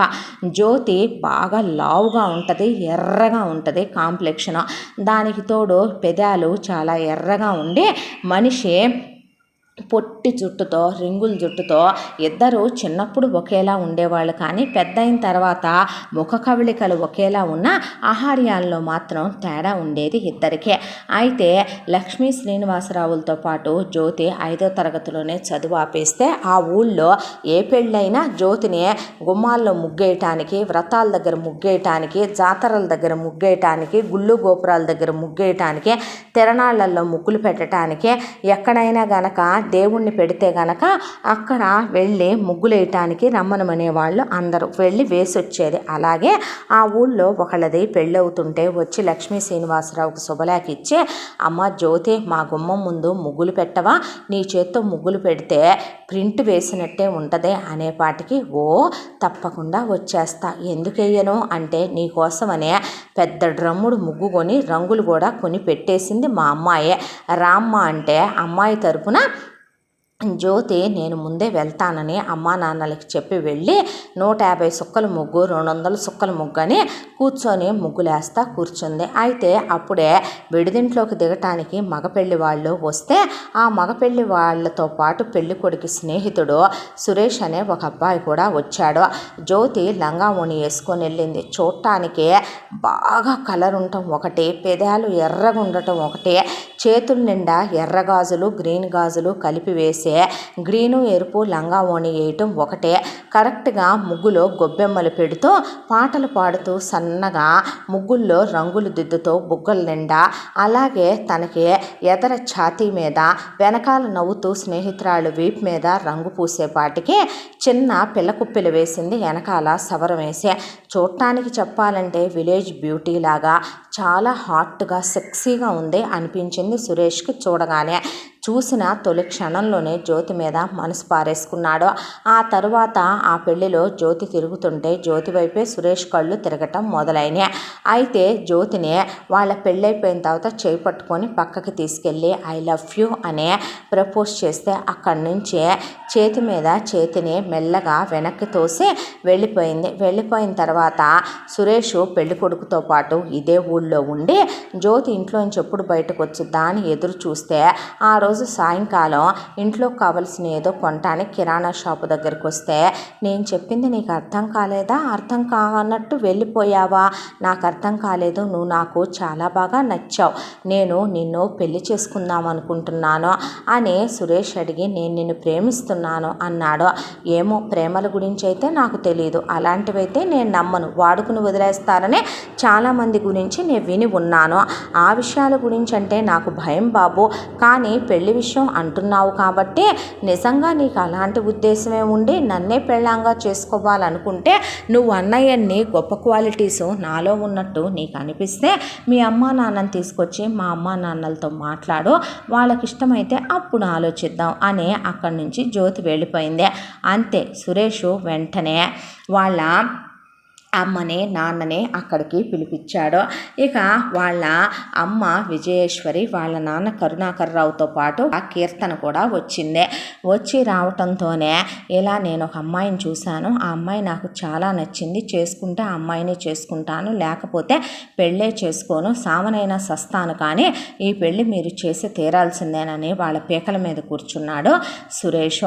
కూర్చుంటే సరేలేమనమని వాళ్ళు పిల్లాన్ని తీసుకొని లక్ష్మీ శ్రీనివాస శ్రీనివాసరావు వాళ్ళ ఇంటికి వెళ్తే మీరెక్కడ మేమెక్కడమ్మా, మీ స్థాయి ఎక్కడ మా స్థాయి ఎక్కడ, మీ తాత ఎక్కడ మా తాత ఎక్కడ, చిన్నపిల్ల పనిచేసి డబ్బులు పంపుతుంటే ఏదో దర్జాగా బతుకుతున్న ప్రాణాలు మావే, మేమెక్కడ మీకు తొలతొగ్గలం, మీకెక్కడ కట్న కానుకలు మేమివ్వగలం అంటే కట్నాలవి వద్దని చెప్పండి అన్నాడు సురేష్. మేమేమి కట్న కానుకలు ఆశించి రాలేదమ్మా, మా అబ్బాయి ఇష్టమే మా ఇష్టం, వాడు నచ్చింది అంటున్నాడు కదా, తొందర ఏమీ లేదు, మీ పిల్లని సొంత పిల్లలా చూసుకుంటాం, మేమే పెళ్ళి కూడా చేసి వెంట పెట్టుకొని తీసుకెళ్తాం, మీరు పిల్ల నంపితే చాలు మాకు, అంతకన్నా ఏమీ అక్కర్లేదు, పిల్లకి ఏమీ తక్కువ కానివ్వం, నౌకర్లు చాకర్లు, అబ్బాయి బిజినెస్లో కూడా దిగాడు, అబ్బాయి ఎంటెక్ దాకా చదువుకున్నాడు, పిల్లాడికి ఎలా ఉన్నాడో అవిటివాడు కన్నొంకరో కాలొంకరో కాదు, మీరు చూస్తూనే ఉన్నారు కదా, బాగా ఆలోచించుకొని ఎంతైనా మీరు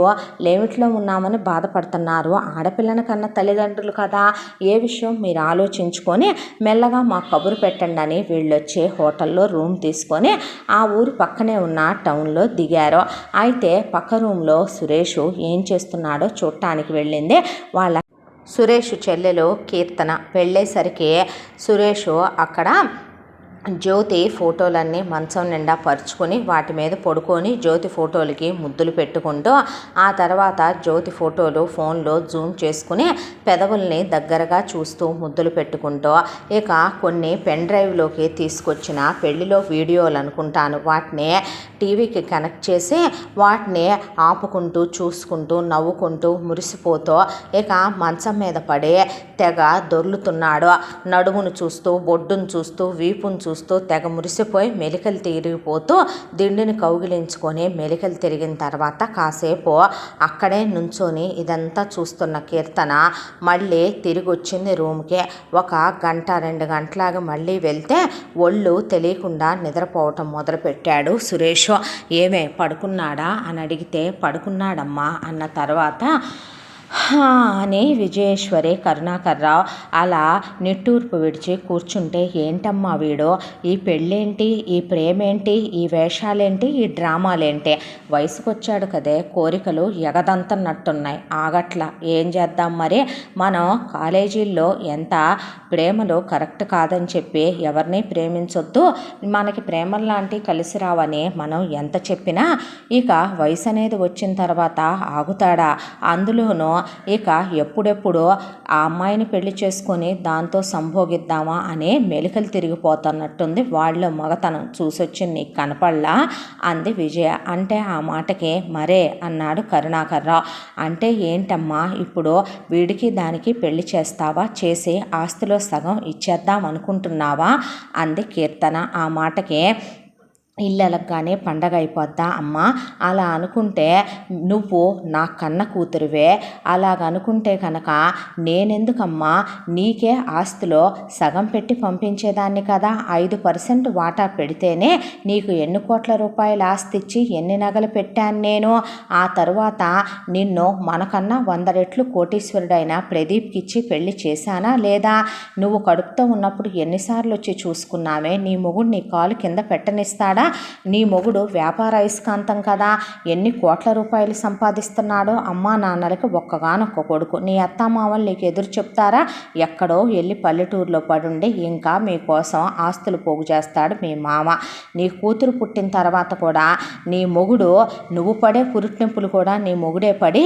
నీ కూతుర్ని నిన్ను ఎంత ప్రేమగా చూసుకుంటాడో నాకు తెలుసమ్మా, కూతుర్ని ఎలాంటి ఇంట్లో ఇచ్చుకోవాలి ఏం చెయ్యాలి అనేది నాకు ఆస్తి మీద ఆశ లేదమ్మా, కానీ నా తమ్ముడికి మొత్తం దక్కాలన్న కోరిక మాత్రం ఉందే, వీడికి సగం వెళ్ళటం ఏంటమ్మా, నేనేమైనా కన్నానేంటే, మీ నాన్నకి నాకేమైనా పుట్టాడా వాడు, మీ నాన్న ఉంపుడు గత్తెగా పుట్టాడా లేకపోతే నా సవతకేమన్నా పుట్టాడా వాడు, నేను ఆస్తి మొత్తం వాడికి పోతుంటే చూస్తూ ఊరుకోవటానికే, మొత్తం మనవాడికి కాక ఎవరికి దక్కుద్దమ్మా, నీకు తెలీదా, నీకు నాకు నాన్నకి మన తమ్ముడంటే ఎంత ఇష్టమో గుర్తుందా నీకు, చిన్నప్పుడు మన సిద్ధుగాడు నువ్వు వీడు కలిసి కళ్ళగంతలు ఆడుకుంటూ ఉన్నప్పుడు తమ్ముడు అనుకోకుండా ముళ్ళకంప మీద కాలు వేయబోతే నేను పరిగెత్తుకుంటూ వచ్చి నా చేయి పెట్టి నా చేతి మీద నా బిడ్డను నడిపించుకొని నా చేతిలోకి ఆ ముళ్ళు దిగిపోయి సోలాలల్లే గుచ్చుకుపోయినా ఆ తర్వాత 3 నెలలు నా చెయ్యి దేనికి పనిచేయటానికి సహకరించగా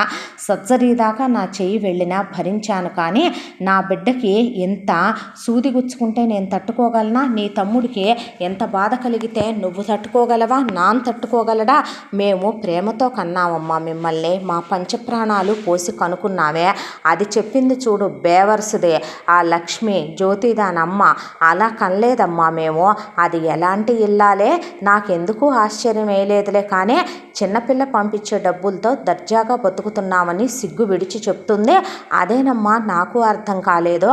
నిజంగా ఆవిడ కన్న తల్లే అయ్యుంటే గనక వీళ్ళిద్దరూ కమల పిల్లలని ఆవిడే చెప్పింది కదా. ఫోటోలో కూడా చూసామనుకో ఇద్దరు కూతుళ్ళనే.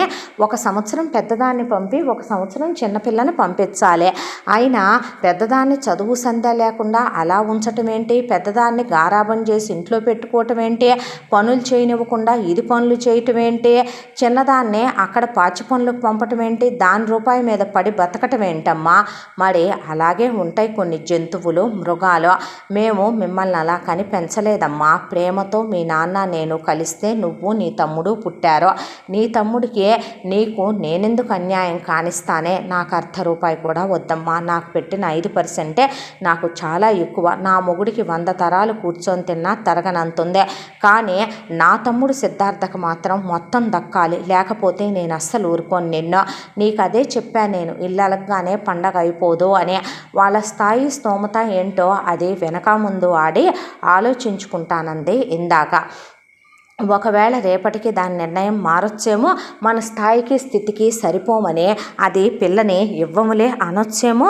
ఒకవేళ ఇస్తానని అంటే చెప్పా కదే, ప్లాన్ ఏ లేదనుకో బి ఉండదా ఏంటి? ఏదైనా కలపటం కష్టం కానీ విడగొట్టడం ఎంతసేపే పిచ్చి తల్లే అని చెప్పింది విజయ తన కూతురు కీర్తనకి. ఆ తర్వాత వీళ్ళు 2 రోజులాగి లక్ష్మీ శ్రీనివాసరావుని ఏం ఆలోచించుకున్నారు అని అడిగింది విజయ. మీ అంతటి వాళ్ళు మా ఇంటికి వచ్చి మా పిల్లనే చేసుకుంటామని అన్నారంటే మా పిల్లని చేసుకునే అబ్బాయి ఎంత అదృష్టవంతుడా, అబ్బాయిని చేసుకునే మా అమ్మాయి ఎంత అదృష్టవంతురాలా? మీరు మా అమ్మాయిని కాలు కింద పెట్టకుండా చూసుకుంటామన్నారు. మా జ్యోతి చాలా మెతక, చాలా గారాబంగా పెంచుకున్నాను నేను. మా అమ్మాయిని గులాబీ పూల మీద నడిపించుకోలేదేమో కానీ చెప్పులు లేకుండా కాళ్ళకి నడిపించుకున్న తల్లిని కాదు. ఎండ తగలనిచ్చిన పాపాన పోలా. ఒకసారి మా పిల్లని స్కూల్లో టీచర్ కొట్టిందని స్కూల్కే పంపించలా. ఇంతవరకే మా పిల్ల చేత ఇంత చిన్న పని కూడా నేను చేయించెరగను. మా పిల్లని అంత గారాబంగా పెంచుకుంటే మీరు నెత్తిన పెట్టుకొని చూసుకుంటామంటే అంతకన్నా మాకేం కావాలి? కట్న కానుకలు కూడా అక్కర్లేదన్నారు కదా. ఈ పెళ్ళి మాకు సమ్మతమే. మా అబ్బాయిని ఎంత ఇష్టపడకపోతే మీ అబ్బాయి అంత మా ఇంటి చుట్టూ తిరిగి మిమ్మల్ని పిలిపించాడో మా ఆయనకి నాకు అర్థమైంది అనేపాటికి అబుద్దే మీకు. మీలాంటి అతి గతి లేని వాళ్ళకి ఎవడికి బాగా డబ్బు ఉందా గేలం వేద్దాం అని బాగా ఆలోచిస్తూ ఉంటారు. ఇంతకీ మీ చిన్నమ్మాయి ఏం చేస్తుంది అని అడిగితే అది ఎంటెక్ 2nd ఇయర్ చదువుతుందిగా. ఓ ఇదేమో చదువురాని మొద్దు, అదేమో చదువుల తల్లి అన్నమాట. ఆహా అవును. ఇక చిన్నమ్మాయి పంపిస్తేనేగా మీకంతా జరుగుబాటు అని అడిగింది విజయ. అవునమ్మా అన్న తర్వాత సరేలే, మేము ఒకసారి మీ అమ్మాయి పుట్టిన టైం అది ఇవ్వండి, ఇస్తే మేము వెళ్ళి ఒకసారి మీ చిన్నమ్మాయికి పెద్దమ్మాయికి ఎంత గ్యాపో కూడా చెప్పండి, మా సిద్ధాంతి గారిని కనుక్కోవాలి అని విజయేశ్వర్ వచ్చి హోటల్ రూమ్లో అటు ఇటు తిరగటం మొదలుపెట్టి తర్వాత ప్లాన్ ఆలోచించుకొని వెళ్ళారు లక్ష్మీ శ్రీనివాసరావు వాళ్ళ దగ్గరికి. ఏంటండి అంటే, మీరు అమ్మాయికి ధూమ్ధామ్గా పెళ్లి చేద్దామని అనుకోని ఉండొచ్చు. మేము మా పిల్లాడి పెళ్ళి చాలా గ్రాండ్గా చేద్దాం అనుకున్నాం. అబ్బాయికి ఇప్పటికే 30 సంవత్సరాలు వచ్చేస్తున్నాయి. ఇక అబ్బాయి మా ఇంట్లో పెద్ద కొడుకు కాబట్టి మేము చాలా గ్రాండ్గా చెయ్యాలనుకున్న పెళ్లి ముహూర్తం ఇంకో 3 రోజుల్లో ఉందంట. మేము అమ్మాయికి నగలు బట్టలు 1 రోజులో తీసుకొని వచ్చేస్తాం. పెళ్ళి ఇక్కడే జరిపిద్దాం. మీ కళ్ళ ముందే మీ పిల్ల పెళ్లి చూసుకోవాలని మీకు ఉంటుంది కదా. ఒక్కసారి అప్పగింతలు ఇచ్చేసిన తర్వాత పిల్లని మీరు 3 ఏళ్ల దాకా చూడకూడదంట. మీరు కమల పిల్లల్ని కంటం వల్ల మీ పిల్లలకు పుటకలోనే దోషం ఉంది, మీరు చూపిలేదా, శాంతులు చేపించలేదా అని అడిగింది విజయ. అలాంటిదేమీ లేదే, మేము చూపించలేదే. మరేనమ్మా, అదీ కాక మీ చిన్నమ్మాయి మీ పెద్దమ్మాయి ఒకళ్ళ ముఖాలు ఒకళ్ళు చూసుకోకూడదంట. మీ పెద్దమ్మాయి పెళ్ళి మీ చిన్నమ్మాయి చూడకూడదంట. మీ చిన్నమ్మాయిని మీరు పెళ్ళికి పిలుచుకోమాకండే, పెద్దమ్మాయి పెళ్ళి నిలవదంట చిన్నమ్మాయి పెళ్ళిని చూస్తే. లేదు లేదు, ఎందుకు పిలుస్తాం, మాకు పెద్ద పిల్ల జీవితం బాగోటమే ముఖ్యం, దానికేమైంది, చిన్న తెలివైంది, ఎలాగైనా బతుకుద్దే. అవునులేవే, నీలాంటి ఆడవాళ్ళు చరిత్రలో నిలబడిపోతారేమోలే, ఇద్దరు కూతుళ్ళని 2 రకాలుగా చూసే నీలాంటి వాటిని ఏమనాలో అని మనసులో అనుకొని ఆ తర్వాత అదే పెళ్ళి జరిపించేసి మేము పిల్లాన్ని తీసుకెళ్ళిపోతాము. ఆ తర్వాత 3 ఏళ్ల తర్వాత నువ్వు మీ ఆయన నీ చిన్న కూతురు వచ్చి నీ పెద్ద కూతురుని చూసుకోండి అని చెప్పింది విజయ. చెప్తే అమ్మా ఎంతలోపు ముహూర్తాలు లేవన్నాడు అంటే, ఏమీ లేదు నాన్న, ఇప్పుడు ఉన్న ఈ ముహూర్తం కాదంటే మళ్ళీ 4-5 ఏళ్ల దాకా నీకు ఆ అమ్మాయికి జాతకాల ప్రకారం ముహూర్తాలు కుదరవన్నాడు. వద్దు, నేను ఈ ముహూర్తానికి పెళ్లి చేసుకుంటావురా, ఎప్పుడెప్పుడు దాంతో వెళ్ళి శోభనం చేసుకుందామా అని ఎగసి పడుతున్నాయి నీలో కోరికలు, నాకు తెలియట్లేదు అనుకుంటున్నావా? ఎంతైనా నేను అనుభవంలో నీ తల్లి వయసు దాన్ని కదా, బాగానే కనుక్కోగలనులే నేను అనుకుంది విజయమ్మ. ఆ తర్వాత ఇక జ్యోతికి సురేష్కి ఎంగేజ్మెంట్ కూడా లేకుండా డైరెక్ట్గా జ్యోతికి ఒళ్ళంతా నగలు దిగేసి సురేష్కి జ్యోతికి అదే ఊళ్ళోనే గ్రాండ్గానే ఒక 10 లక్షల రూపాయలు ఖర్చు పెట్టి అక్కడికక్కడే ఒక కళ్యాణ మండపం బుక్ చేసి వీడియోలు అవి తీయించి ఇక ఫోటోలు అవి తీయించి పెళ్లి చేస్తే, పెళ్లి రిజిస్టర్ చేశాక పిల్లని తీసుకెళ్ళండి అంది లక్ష్మి. ఇది చదువురాని మొద్దు కాదే, దీనికి అతి తెలివితేటలు చాలా ఉన్నాయి. అయ్యో, రిజిస్టర్ చేయించకుండా ఎలాగమ్మా అని అదే ఊళ్ళో ఉన్న రిజిస్టార్ ఆఫీసు తీసుకెళ్ళి ప్రూఫ్లన్నీ ఇచ్చి ఇద్దరి చేత సంతకాలు పెట్టించి మ్యారేజ్ సర్టిఫికెట్ వచ్చిందాకా అక్కడే ఉండి ఆ తర్వాత తీసుకెళ్ళామా. మనుగుడుపులు అవ్వకుండా ఎలాగా, మా ఇంట్లోనే పిల్లకు మనుగుడుపులు అవ్వాలి కదా, అబ్బాయి తొలిసారి అమ్మాయితో ఇక్కడే కలవాలి అని మళ్ళీ ఆపింది లక్ష్మి. దాంతో మేము హోటల్ రూమ్లో ఉంటాంలే, నువ్వు కానివ్వమ్మా అని హోటల్ రూమ్కి వచ్చారు విజయవాడలో. ఏంటమ్మా వీళ్ళు అంటే, అలాగా అయ్యే లో క్లాసీ, అర్థం కాల, అలాంటి వాటికి చాలా ఉంటాయి దినకంత్రి తెలివితేటలో.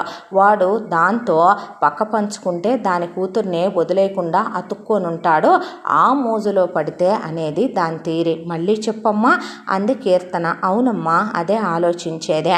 మరి నా మొగుడు విషయంలో నువ్వు అలాంటివి చెప్పవే, నీ మొగుడు బంగారం గదే, అలాంటోడి గురించి ఆలోచించేదేముంది, నువ్వున్నా లేకపోయినా నీ మొగుడు నిన్ను తప్ప, మహా అయితే వ్యాపారాన్ని తప్ప, నీ కూతురుని తప్ప కల్లో కూడా ఇంకొక ఆడదాన్ని ఆలోచించేంత నువ్వు ఇస్తావు, అంత ఉంది నా అల్లుడికి అంది విజయమ్మ. అన్న తర్వాత ఇక కూతురికి అల్లుడికి సున్నుండలని నేతిగారులని లడ్లని అయ్యని ఇయ్యని వండిపెట్టి మాట మాత్రమైనా దీప ఫోన్ చేసినా సరే దీపకి మాట అయినా చెప్పలేదు, బామ్మ వాళ్ళకి చెప్పలేదు. చెప్పకుండా జ్యోతికి సురేష్కి పెళ్లి జరిపించేసి శోభనాలు కూడా చేయించే మొగుడికి ఏది కావాలంటే అది అర్పించాలి, మొగుళ్ళో నువ్వు కలిసిపోవాలి, అర్థమవుతుందా అని చెప్పి లక్ష్మి కూతురికి అల్లుడికి శోభనాలు జరిపించిన తర్వాత ఇక ఏడుపులు లంకించుకున్నారు.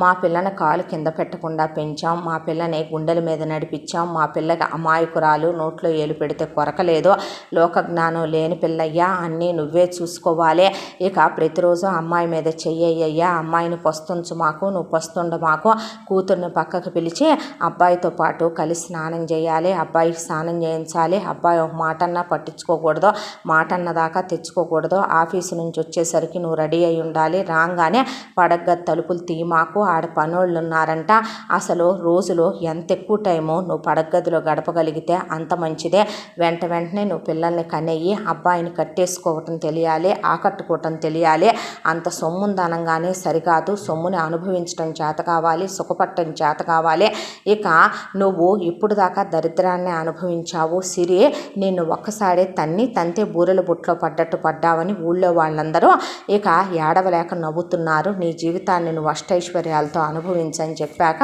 రామ్మ వచ్చి కారెక్కు అన్నీ ఇక తీసుకొని వీళ్ళు సిటీకి బయలుదేరి వచ్చారు. సిటీకి బయలుదేరి రాగానే ఇక ఇంటికి ఆడపిల్ల కాబట్టి కీర్తనే హారతిచ్చి లోపలికి రమ్మనమని ఇద్దరిని పేర్లు అడిగి లోపలికి వచ్చాక జ్యోతి చేత దీపం వెలిగించారు. దీపం వెలిగించిన తర్వాత వెళ్ళి స్వీట్ చేయమ్మా అని చేసిన తర్వాత ఇంటికి వచ్చిన కొత్త కోడలికి కానుకలు ఇస్తారు కాబట్టి అత్తింటి వాళ్ళు విజయేశ్వరి నెక్లెస్ ఇచ్చింది. కరుణాకర్రావు గాజులు ఇచ్చాడు. కీర్తన భర్త ప్రదీప్ అక్కడికి వచ్చి అదేంటి నాకు చెప్పలేదు పెళ్ళనే ఇప్పుడు చెప్పాంగా అంది కీర్తన.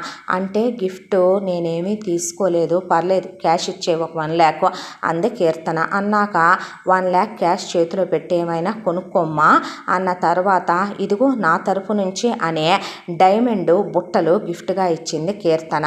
ఇచ్చిన తర్వాత జ్యోతి అసలు అవి చూసుకుని తెగ మురిసిపోయింది. ఆ తర్వాత ఇక అదేంటి సెలబ్రేషన్స్ ఏమీ లేవా అని సురేష్ అన్నాడు. ఏం సెలబ్రేషన్స్ రా, సెలబ్రేషన్స్ లేకపోవటమే నువ్వు అమ్మాయిని తీసుకొని హనీమూన్కి వెళ్ళిరా. హనీమూన్ కంటే ఇన్నాళ్ళు కాదన్నా 1 సంవత్సరం వెళ్ళిరా అందే కీర్తన. 1 సంవత్సరం వెళతారేంటే హనీమూన్కి ఎవరైనా అన్నాడు సురేష్. ఇక చాలు అలసిపోయాను అని నాకు కంప్లీట్గా మోజు తీరిపోయింది ఏంటి అన్నాడు. అదే అన్న ఇక కంప్లీట్గా నా పెళ్ళాం నేను కలిసి లైఫ్ని చాలా ఎంజాయ్ చేసేసాం. అన్నంత లైఫ్ని ఎంజాయ్ చేయండి, వెంటనే పిల్లల్ని కనమాకండి, మన ఫ్యామిలీ డాక్టర్ దగ్గరికి వెళ్ళి మీకు ఒక 1 year పిల్లలు పుట్టకుండా ప్రికాషన్ తీసుకొని మరీ వెళ్ళండి. అది కాదే బిజినెస్ నేను చూసుకుంటాను లేరా. అది కాదు డాడీ పర్లేదు లేరా వెళ్ళిరా, లైఫ్లో మళ్ళీ ఇలాంటి మూమెంట్స్ వస్తాయో. వాడు అలాగే మాట్లాడతాడు కానీ అల్లుడు ఎట్రా అని విజయేశ్వరి అల్లుడు ప్రదీప్ పక్కనే కూర్చొని వరల్డ్ వైడ్గా ఉన్న ఫేమస్ ప్లేసులన్నీ కూడా రకరకాల ప్లేసుల్లో అబ్రాడ్ కంట్రీస్లోనే అన్ని చోట్ల హోటల్ టికెట్లు, ఫ్లైట్ టికెట్లు, అకామిడేషన్లు, ఫుడ్ అన్నీ ఉండే విధంగా భూమి మీద స్వర్గంలా ఉన్న అన్ని ప్రదేశాలని బుక్ చేసేసే అల్లుడు. అలాగే అంటాడు నా పెద్ద కొడుకు, వాడు జీవితంలో అన్ని సుఖాలని అనుభవించాలి. ఇప్పటికే నా బిడ్డ పెళ్లి చేసుకోవటం ఆలస్యం అయిపోయింది అంటే అమ్మా అన్నాడు సురేష్. అంటే అవునరా నువ్వంటే ఎంత ప్రేమో నాకు నీకు తెలీదా అనేసింది విజయ. అన్న తర్వాత వీళ్ళు నవ్వుకుంటూ ఉండగానే అప్పుడే ఎంటెక్ కంప్లీట్ చేసుకొని చాలా పెద్ద యూనివర్సిటీలో పాస్ అవుట్ అయ్యి లైఫ్ని ఒక రేంజ్లో ఎంజాయ్ చేస్తున్న విజయమ్మ కొడుకు సిద్ధార్థ అక్కడికి వచ్చాడు.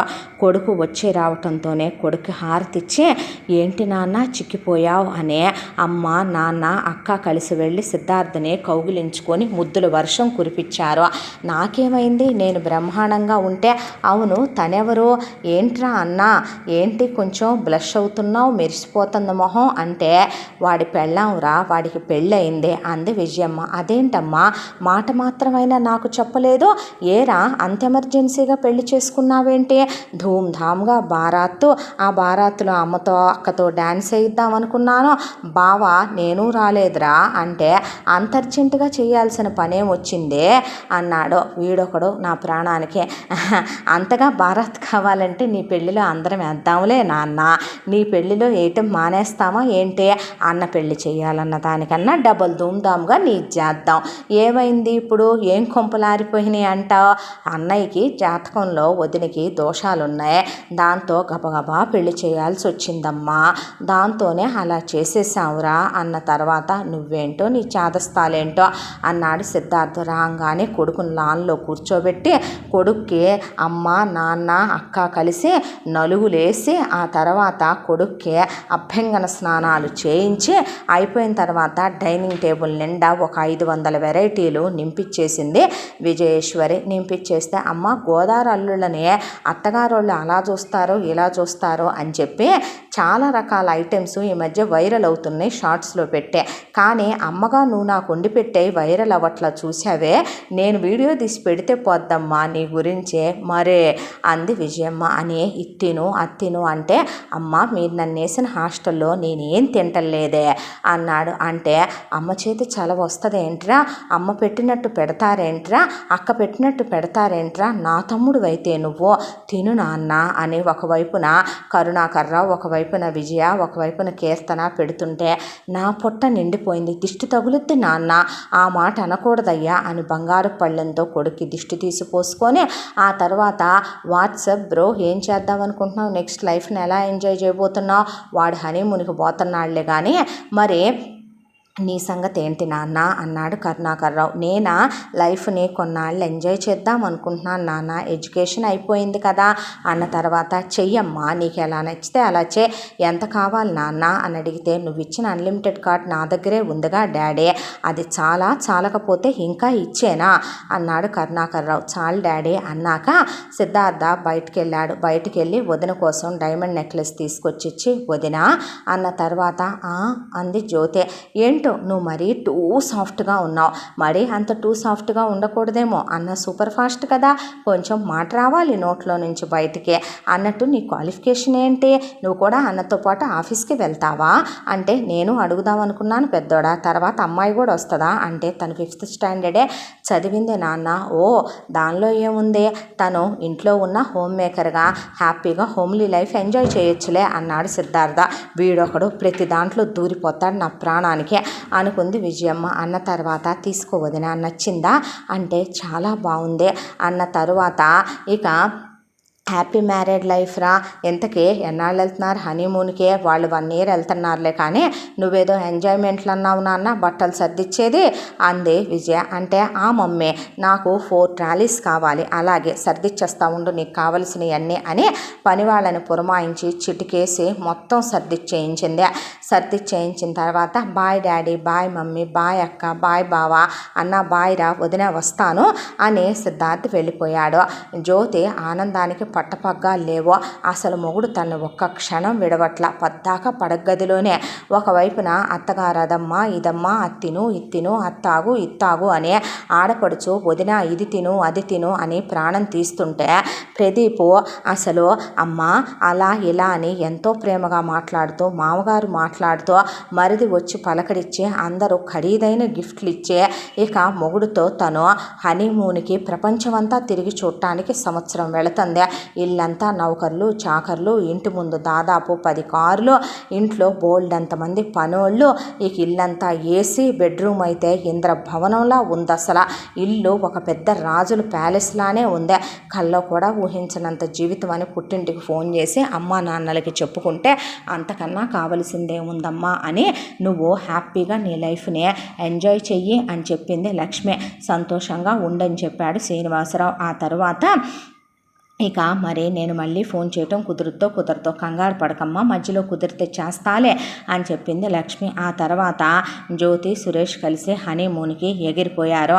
ఏంటమ్మా ఈ సంవత్సరం ఏంటి అని అడిగింది కీర్తన. అడిగితే మోజు తీరిపోవాలి కదే, వెగటు పుట్టేంత పొద్దస్తమానం ఒకటే పని మీద ఉంటే ఏమవుతుంది, వాడికి మొహం మొత్తేసుద్దే అవునా అంది కీర్తన. అబ్బా నీకు ఎలా చెప్తే అర్థమవుద్ది, ఇప్పుడు నీ తమ్ముడు ఉన్నాడు, నీ తమ్ముడు లైఫ్ని ఎలా ఎంజాయ్ చేస్తున్నాడో, వాడికి నచ్చిన గర్ల్ ఫ్రెండ్స్తో ఎంజాయ్ చేస్తాడు, వాడికి నచ్చినట్టు లైఫ్ని ఓ రేంజ్లో స్మోక్ చేస్తాడు, డ్రింక్ చేస్తాడు, ట్రిప్పులకి వెళ్తాడు, ఫ్రెండ్స్తో ఎంజాయ్ చేస్తాడు, గర్ల్స్తో ఎంజాయ్ చేస్తాడు, క్లబ్బులకి వెళ్తాడు, పబ్బులకి వెళ్తాడు.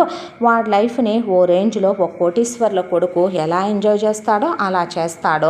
అలాంటి నీ తమ్ముడికి రోజు ఒకేలాంటి లైఫ్ అంటే నీ తమ్ముడిని కాలేజీలోనే ఉండు చదువుకో అంటే నీ తమ్ముడు బోర్ ఫీల్ అవుతాడని నువ్వు అన్నావా లేదా, వాడికేం కర్మ అలా ఉండటానికి అన్న తర్వాత మరే అలాగే నీకు స్వీట్లు అంటే ఇష్టం, రోజు నేను నీకు పొద్దున సాయంత్రం మధ్యాహ్నం స్వీట్లే పెట్టాననుకో తింటావా నువ్వు, ఎగటేస్తుందిగా అమ్మా కదా.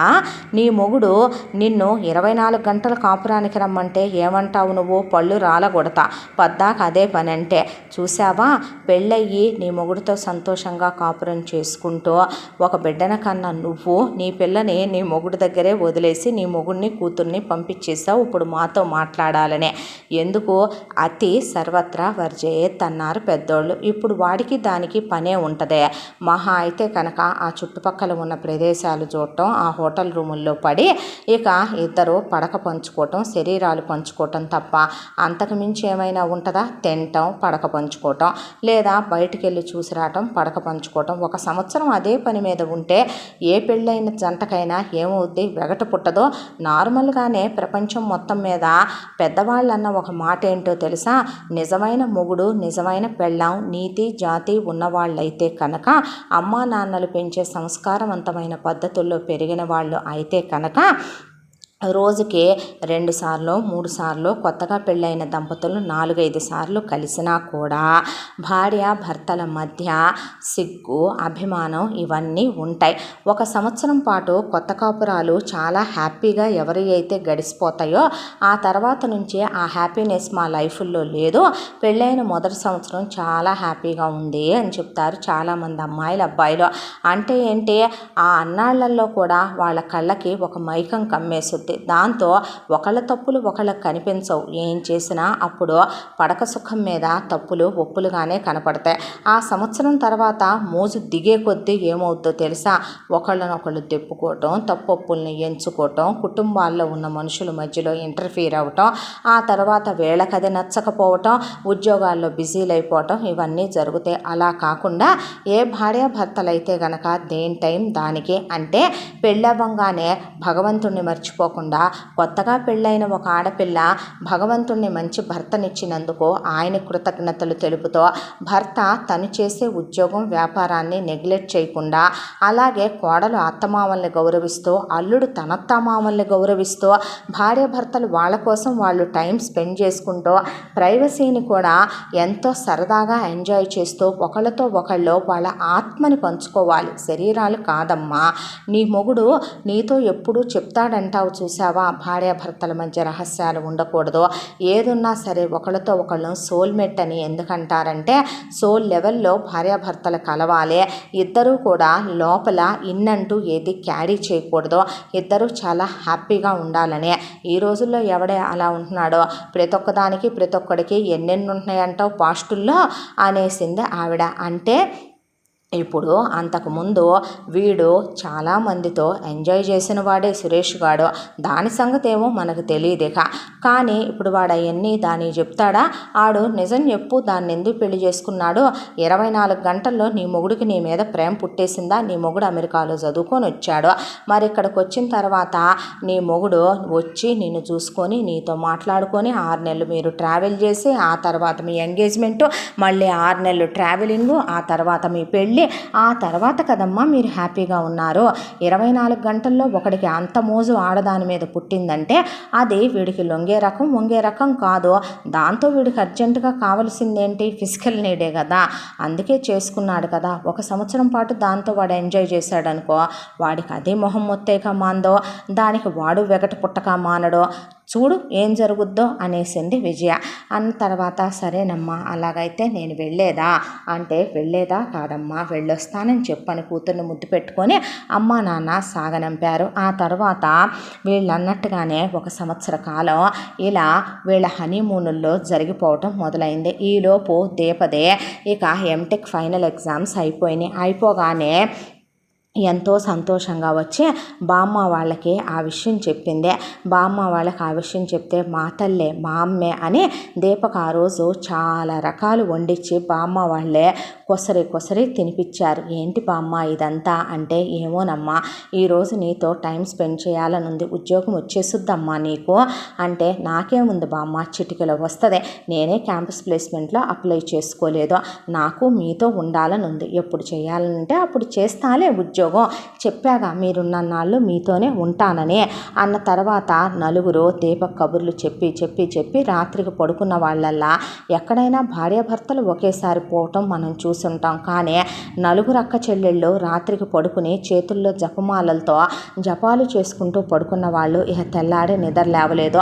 దీప బామ్మల్ని వాకింగ్కి తీసుకెళ్దామని నిద్ర లేపితే నలుగురు ఒళ్ళు చల్లబడిపోయి చేతులు వదిలేశారు. దీప పేగులు తెగిపోయేలా వెక్కి వెక్కి ఏడ్చి లాయర్ గారికి కబురు పెట్టింది. ఆయన వచ్చి వీళ్ళ నలుగురు పిల్లలకి ఫారెన్ ఫోన్లు చేస్తే ఇంతకీ మాకేం వచ్చుద్ది, మేము అక్కడికి రావటం వల్ల యూజ్ ఏమైనా ఉందా, ప్రాపర్టీ ఏమైనా వస్తుందా అని అడిగితే లేదు బాబు, వాళ్ళు ఏదైతే ఉందో అది వాళ్ళు పెంచిన పిల్ల, వాళ్ళని చూసిన పిల్లకే రాసేశారు. ఇంకా మేము వచ్చి ఉపయోగం ఏముంది, ఎవరికి రాసుకున్నారో దాంతోనే కానిచ్చేసేయండి, ఆ క్రిమేషన్లు కూడా మాకు ఫోన్లు కూడా చేయొద్దు, అస్థికలు కలపడానికి కూడా మేము రాము అన్నాక లాయర్ గారు దీపని దగ్గరికి తీసుకుని దీపతోనే బామ్మలకి తలకొరివి పెట్టించి ఆస్తికలు తీసుకెళ్ళి కాశీలో గైలో కలిపించి ఆ తర్వాత వాళ్ళకి పెద్ద కర్మలు చేయించి అన్నదానాలు, భూదానాలు, గోదానాలు, వస్త్రదానాలు, సువర్ణదానాలు వాళ్ళే దాచుకున్నారు. వాళ్ళ కాటి ఖర్చులకు డబ్బులు అవన్నీ పెట్టి గ్రాండ్గా జరిపించి 4 పెద్ద ఫోటోలు అదే ఇంట్లో తగిలిస్తే దీప మాత్రం బామ్మల మీద పడి తెగ ఏడిసిందే. వాళ్ళు పోయిన తర్వాత వాళ్ళ ఫోటోల ముందు దీపాలు పెట్టి ఏడిస్తే వచ్చిన వాళ్ళందరూ బాధపడకమ్మా అని ఆ చుట్టుపక్కల వాళ్ళు ధైర్యం చెప్పి తర్వాత వెళ్ళిపోయారు. లాయర్ గారు వచ్చి కూర్చున్నాడు. అమ్మ దీప అంటే చెప్పండి లాయర్ గారు అంటే బామ్మలు నలుగురు రాసిన వీలునామా చదువుతాను విను తల్లే. మీ అక్క పెళ్ళికి 20 లక్షల రూపాయలు ఇస్తామన్నారంట. అవే ఇదిగోమ్మ ఈ అకౌంట్ బుక్లో ఉన్నాయి. అలాగే మీ అమ్మ నాన్న నీ మీద ఆధారపడి బ్రతకూడదని వాళ్ళ పేరు మీద ఒక 30 లక్షల రూపాయలు వేశారు. అది ఈ బ్యాంకు బుక్లో ఉన్నాయి. ఇక నీ పేరు మీదట వాళ్ళు ఇంతకాలం నీ జీతంలో నుంచి దాచిన డబ్బులు, దాంతోపాటు బామ్మ వాళ్ళు వాళ్ళ స్వహస్తాలతో నీకని విడిగా దాచిన డబ్బులు ఈ 2 అకౌంట్ బుక్స్లో ఉన్నాయి. అవి కాకుండా నీ పేరు మీద వాళ్ళ ఇల్లు రాశారమ్మా. ఈ ఇల్లు ఎలా లేదన్నా 5 కోట్ల రూపాయలు పలుకుద్దే. దాంతోపాటు నీ పేరు మీద 1 కోటి రూపాయలు డబ్బులు వేశారు. బామ్మల నలుగురిదే వాళ్ళ ఒంటి మీద ఉన్న బంగారం 200 కాసులు, అది కాకుండా బ్యాంకులో ఉంది 400 కాసులు. ఆ మొత్తం బంగారం నీకే చెల్లేలాగా, ఇంట్లో ఉన్న వెండి, బ్యాంకులో ఉన్న వెండి నీకే చెందేలాగా, అలాగే బామ్మ వాళ్ళు నీ కోసమని ఒక చోట ఒక ల్యాండ్ కొని దాంట్లో ఒక షాపింగ్ కాంప్లెక్స్ కట్టించారు.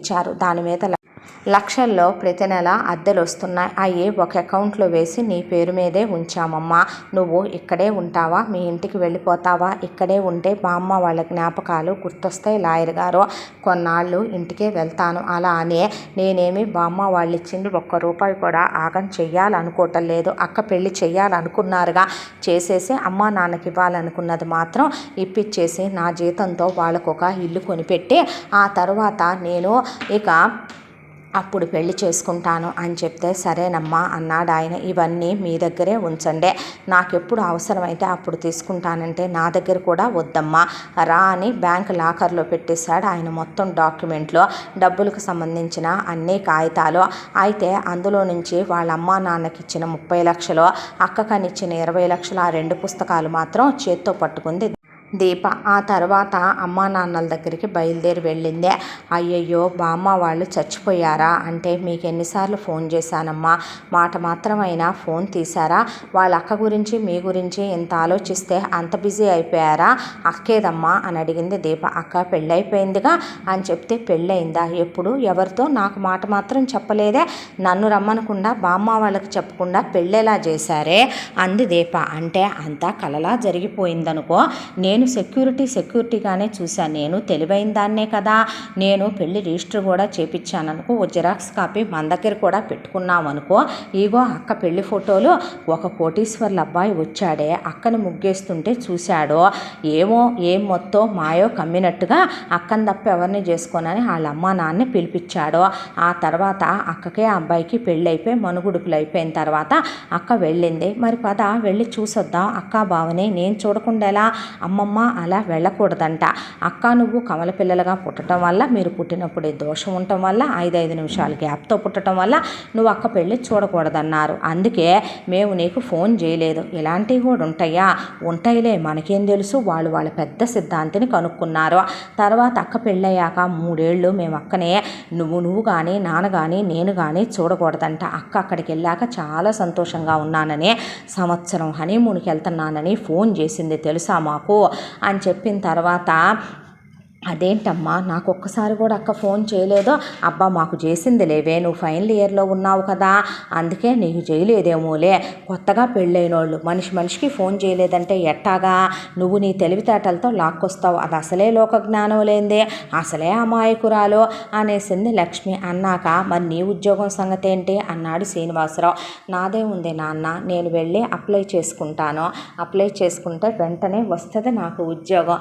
అదే చెప్పలా, నువ్వు తెలివైన దాని ఇసుకలో నుంచైనా నూనె తీసేస్తావు, నీకేమైందే అంద లక్ష్మి. మరి అక్క పెళ్ళికని బామ్మ వాళ్ళు 20 లక్షలు ఇచ్చారు, దానికేం కర్మే ఆ ముష్టి ఏరుకోవటానికి? అదే ఇప్పుడు 100 మందికి బిచ్చమేసేలాగా ఉంది. ఉంటాయి ఉంచు ఆ డబ్బులు, ఇప్పుడు దానికి ఆ డబ్బులతో ఏమవసరం? అదే కోట్ల మీద నడుస్తుంటే అంత కర్మ దానికేం పట్టింది? అదేమీ ఇప్పుడు అతిగతి లేని స్థితిలో లేదులే అనేసింది లక్ష్మి. అన్న తర్వాత దీప ఏమీ మాట్లాడలా, ఆ డబ్బుల్ని ఎత్తుకెళ్ళి ఒక బ్యాంక్ అకౌంట్లో పడేసింది. ఆ తర్వాత దీప జాబ్ చూసుకుని ఇంటర్వ్యూస్కి అటెండ్ అయితే తన మెరిట్కి చాలా మంచి ఉద్యోగం వచ్చింది. బామ్మ వాళ్ళు కన్న కళ నెరవేరింది. జాబ్ రాగానే ముందు బామ్మ వాళ్ళ ఇంటి దగ్గరికి వెళ్ళి ఇల్లంతా ఓపెన్ చేసి క్లీన్ చేయించి, ఆ తర్వాత బామ్మ వాళ్ళ సమాధుల దగ్గర పువ్వులు పెట్టి మీ కళ నెరవేర్చాను బామ్మ అని అక్కడ దీపాలు వెలిగించి అన్నదానం చేసి, ఆ తర్వాత ప్రతి నెల వస్తాను బామ్మ అని అక్కడే కూర్చుని ఇక ఆ తర్వాత ఇంట్లో కాసేపు గడిపి ఆ జ్ఞాపకాలతో తిరిగి వస్తూ ఉండగా లాయర్ గారు కనపడి, అమ్మ నీకే ఫోన్ చేద్దాం అనుకుంటున్నానంటే, ఏంటి లాయర్ గారు అని అడిగితే, బామ్మ వాళ్ళది పెద్దది కదమ్మా, 16 గదుల ఇల్లు. అవును. 2 ఫ్లోర్లు కదమ్మా, అవుట్ హౌస్ కూడా ఉంది కదమ్మా. అవును. ఆ ఇల్లు ఇప్పుడు నీ పేరు మీదే ఉంది కదా, అయితే మంచి టూరిస్ట్ స్పాట్లో ఉంది కదమ్మా, దీన్ని ఏదైనా ఒక హోటల్గా మారిస్తే బాగుంటుంది కదూ, ఎందుకు అలా ఖాళీగా ఉంచటం అంటే, ఎవరడిగారు లాయర్ గారు అంటే, ఒక అతను వచ్చి నిన్న కలిశాడమ్మా, కలిసి దాన్ని ఖాళీగా ఉంచటం ఎందుకు, కావాలంటే గనక ఒక 2-3 గదులు నీ కింద ఉంచుకొని అతనికి ఒక 13 గదులు ఇచ్చినా చాలు, ఇక్కడికి టూరిస్టులు తెగొస్తున్నారు, అతను దాన్ని కొంచెం రెనోవేషన్ చేయించుకొని రెంట్ ఇచ్చుకుంటాను నీకు అని అడిగాడమ్మా నన్ను. అంటే నాకు అవుట్ హౌస్ చాలు, అలాగైతే బామ్మ వాళ్ళ ఫోటోలు ఇంపార్టెంట్ సామాన్ నేను అవుట్ హౌస్లో సర్దించుకుంటా, అవుట్ హౌసే 4 BHK ఉంది కదా, పర్లేదు ఆ 16 గదులు ఇచ్చేస్తానులేండి అని దీప ఇచ్చేస్తే దాన్ని చక్కగా వాళ్ళు రెనోవేట్ చేయించుకొని దాన్ని ఒక మంచి టూరిస్ట్ రిసార్ట్ కింద మార్చుకొని వచ్చే టూరిస్టులకి రెంట్లకి ఇస్తూ, అతను ప్రతి నెల రెంట్ ఇంతని దీపకి అకౌంట్లో వేస్తాను అని చెప్తే, నాకేమొద్దు లాయర్ గారికి ఇచ్చేయండి, ఆయనే చూసుకుంటారు, ఆయనే వేస్తారు నా అకౌంట్లో అని చెప్పింది దీప. ఆ తర్వాత దీప తిరిగి వచ్చి ఈ విషయాలేవి ఇంట్లో చెప్పాలనిపించలేదు కూడా. సరే అని చెప్పి ఉద్యోగానికి వెళ్ళి రావటం మొదలుపెట్టింది. తన జీతం బాగా వస్తోంది. స్కూటీ కొనుక్కుంది, స్కూటీ మీదే వెళ్ళొస్తోంది. బామ్మ వాళ్ళకి ఉన్న 2 కార్లు కూడా అక్కడే నీట్గా బాగు చేయించి షెడ్లో పెట్టి క్లోజ్ చేయించి వచ్చింది తప్ప ఆ కార్లు కూడా ఇక్కడికి తీసుకురాలేదు. ఆల్రెడీ సంవత్సరం అయిపోయింది హనీమూన్కి వెళ్ళి జ్యోతి సురేష్. ఏమంట అందో కానీ విజయ నిజంగానే ఇక భార్యాభర్తల బంధం అంటేనే, ఓపెన్గా చెప్పాలంటే సెక్స్ అంటేనే వెగటు పుట్టేంత, మొగుడు పెళ్ళాలు ఇద్దరు పొద్దస్తమానం వెళ్ళిన దగ్గర నుంచి ఇక అదే పనిగా పెట్టుకునే, ఇక అది తప్ప వేరే పనే లేనట్టు తినటం పడక గదిలో గడపటం, తినటం పడక గదిలో గడపటం, కనీసం సైట్ సీయింగ్లకు కూడా వెళ్ళలేదు ఇద్దరు. ఆ తర్వాత ఇక తిరిగి వచ్చేసరికి కీర్తన కూడా పాపను మొగుడు దగ్గర వదిలిపెట్టి ఇక్కడికి వచ్చింది. ఏ అన్నయ్య బాగా ఎంజాయ్ చేశారా? బాగా, ఎంతంటే చిరాకు వచ్చేంత, ఇక మొహం మొత్తేసేంత, వెగటు పుట్టేంత అన్నాడు సురేష్. అబ్బో, ఇక అసలు పద్దాక అదే ధ్యాస అయిపోయింది కదా, చిరాకు వచ్చేసింది అంది జ్యోతి. అవునా, మరి అంత ఎంజాయ్ చేశారా అని అడిగింది కీర్తన. ఆ తర్వాత వెళ్ళమ్మా, వెళ్ళి మీరు ఫ్రెష్ అవ్వండి. ఏరా మీకు ఆఫీస్కి వస్తావా? వచ్చేస్తాను డాడీ, ఇంకా నాకు విసుగ్గానే ఉంది అన్న తర్వాత ఇక నెక్స్ట్ డే నుంచి సురేష్ ఆఫీస్కి వెళ్ళి రావటం, జ్యోతి ఇంట్లోనే ఉండటం. ఇంట్లో ఉన్న జ్యోతి అసలు ఎవరితోనూ కలవటం, మాట్లాడటం అలాంటివి ఏం ఉండవు. మొగుడు వెళ్ళిన దగ్గర నుంచి పడక గదిలోనే ఉంటుంది. పని వాళ్ళకి ఫోన్లు చేసే పైనుంచి కింద వంటగదిలోకి జ్యూసులు తెప్పించుకోవటం, వాళ్ళమ్మ లైఫ్ ఎంజాయ్ చేయమందని డ్రై ఫ్రూట్స్, నట్స్, ఐస్ క్రీములు అలాంటి జ్యూసులు తెప్పించుకొని తాగటం. ఇక మొగుడు వచ్చేసరికి రెడీగా ఉండటం, మొగుడు రాగానే డోర్లు మూసేయటం, మళ్ళీ తెల్లారికి డోర్లు తీయటం. భోజనాలు కూడా పైకే పంపించమని మొగుడు చేత కింద కిచెన్కి ఫోన్లు చేయించేదే. ఒక్కోసారి ఇద్దరు బట్టలు లేకుండా ఉన్నాము మేము, బయట గుమ్మం ముందు పెట్టేసి తర్వాత తీసుకుంటామని వంటమ్మాయికి చెప్తే ఆ అమ్మాయి అక్కడే పెట్టి వచ్చేసేదే. దాంతో ఇక ఆ తర్వాత వాళ్ళు లోపలికి తీసుకెళ్ళి ఆ ఫుడ్డును తినేవాళ్ళు. చూసావమ్మా ఎలా తయారవుతారో మనుషులు అంది కీర్తన. మంచిదే కదే అంటూ ఉండగా ఇక జ్యోతి ఒక రోజున ప్రెగ్నెన్సీ స్ట్రిప్స్ తెప్పించుకుంది. ఇంట్లో ఉన్న పనమ్మాయితో తెప్పించుకొని చెక్ చేసుకుని 4 చెక్ చేసుకుని తను ప్రెగ్నెంట్ అయ్యాననే విషయం చెప్తే సురేష్ వెంటనే హాస్పిటల్ తీసుకెళ్ళి చెక్ చేయించితే తనకి 3rd month ప్రెగ్నెంట్ అని, కడుపులో దట్టు ట్విన్స్ ఉన్నారని డాక్టర్ చెప్పింది. చెప్పిన తర్వాత ఇక ఇంటికి వచ్చాక అందరికీ చెప్పాడు ఆ విషయం. సంతోషం అన్నారు విజయ, కరుణాకర్రావు. అసలు చాలా హ్యాపీగా ఉందన్న అంది కీర్తన. అన్న తర్వాత గదిలోకి వెళ్ళిపోయారు. ఒరే, కమలలు ఉంటే మొగుడు పెళ్ళాలు కలవకూడదంటారు. నేను అలాంటివి పట్టించుకోనత్తయ్య. మా అమ్మ మేము కడుపులో ఉండంగా కూడా 9వ నెల వరకు మా అమ్మ నాన్న సంసారం చేసుకున్నారంట. ఇలాంటి ఏమీ నమ్మొద్దని మా అమ్మ నాకు నిన్నే ఫోన్లో చెప్పింది అనేసి జ్యోతి మల్లెపూలు తెమ్మన్నాను తెచ్చావా అని అడిగి పనమ్మాయితో తల్లో పెట్టించుకొని వెళ్ళిపోయింది. ఇదెక్కడ గొడవే అంది కీర్తన. మంచిదేగా అనేసింది విజయ. ఆ తర్వాత వాళ్ళు వెళ్ళిపోగానే అమ్మ ఇప్పుడు ఏం చేయబోతున్నావు అని అడిగితే చెప్పాను కదమ్మా, కలిసి ఉండటం కష్టం కానీ విడగొట్టడం కష్టమని. అంటే ఎలా విడగొడతావే చూడు, దేవుడే చూపిస్తాడు దారి అంటూ ఉండగా తెల్లారేసరికి జ్యోతి అత్తయ్య అంది. ఏంటమ్మా అంది విజయమ్మ. అంటే నాకు మా అమ్మ నాన్నల్ని ఒకసారి చూడాలని ఉంది. అదేంటి ఎప్పుడు నీకు మీ చెల్లిని చూడాలని ఉండదు అని అడిగింది కీర్తన. అయ్యో అలా కాదు, అందరినీ చూడాలని ఉంది. అంటేను మరేం చేద్దామమ్మా, జాతకాల్లో దోషాలు ఉన్నాయన్నారుగా. అంటే నేను చూడకూడదా అంటే సరే ఆగు అయితే పంతులు గారికి ఫోన్ చేస్తాను అని చేసి అయితే ఒక పని చేయొచ్చంటమ్మా. అంటే ఏంటి, మేమెవరం ఇంట్లో ఉండకూడదంట. మీ వాళ్ళు వచ్చే టయానికి ఇక మీ అమ్మని మీ ఆయన్ని మీ అమ్మ చూడకూడదంట. రమ్మను మనం వచ్చి నువ్వు వాళ్ళు చూసుకొని ఇక రాత్రి చంద్రుణ్ణి చూడకుండానే మీ వాళ్ళు వెళ్ళిపోతే ఆ తర్వాత ఆయన వచ్చి శాంతి పూజలు చేస్తాడంట. నీ మొగుడికి ఇష్టమై నీ మొగుడు పర్మిషన్ ఇస్తేనే అన్న తరువాత సురేష్ రాగానే చెప్పింది విజయ. అయితే ఇప్పుడు వాళ్ళు వస్తే బేబీకి ఏమీ డేంజర్ కాదా అమ్మ, అందులోనూ ట్విన్స్ అంటున్నారు అన్నాడు. అనేసరికి పూజలు చేయొచ్చు అన్నారంటలేరా, కడుపుతో ఉన్న పిల్లకి అమ్మా నాన్నల్ని చూసుకోవాలని ఉండదా, పుట్టింటి మీద ప్రేమ ఉండదా, ఏదో జాతకాల్లో దోషాల వల్ల ఇలా జరిగిందే. మన చెల్లి కడుపుతో ఉంటే మనం వెళ్ళి చూసి రాలేదా, మన చెల్లెలు వేరు ఇది వేరు, మన చెల్లికి అలాంటి జాతకాల్లో దోషాలు దరిద్రాలు ఏం లేవు కదమ్మా అన్న తర్వాత సరే ఉన్నోళ్ళందరూ సస్తారంటావా ఏంటి, నువ్వు నీ పిచ్చి చేదస్తాలు ఏంటి నాన్న, అయినా మనం ఎదురు పడకుండా సరిపోద్దులే. కానీ ఇంట్లో పనోళ్ళందరూ ఉంటారు లేరా, వాళ్ళకి ఏమన్నా కావాలంటే సపర్యలు చేయటానికి అంది విజయమ్మ. ఆ తర్వాత ఫోన్ చేసి పిలిపించుకోమ్మా అన్నాక జ్యోతి పుట్టింటికి ఫోన్ చేసిందే.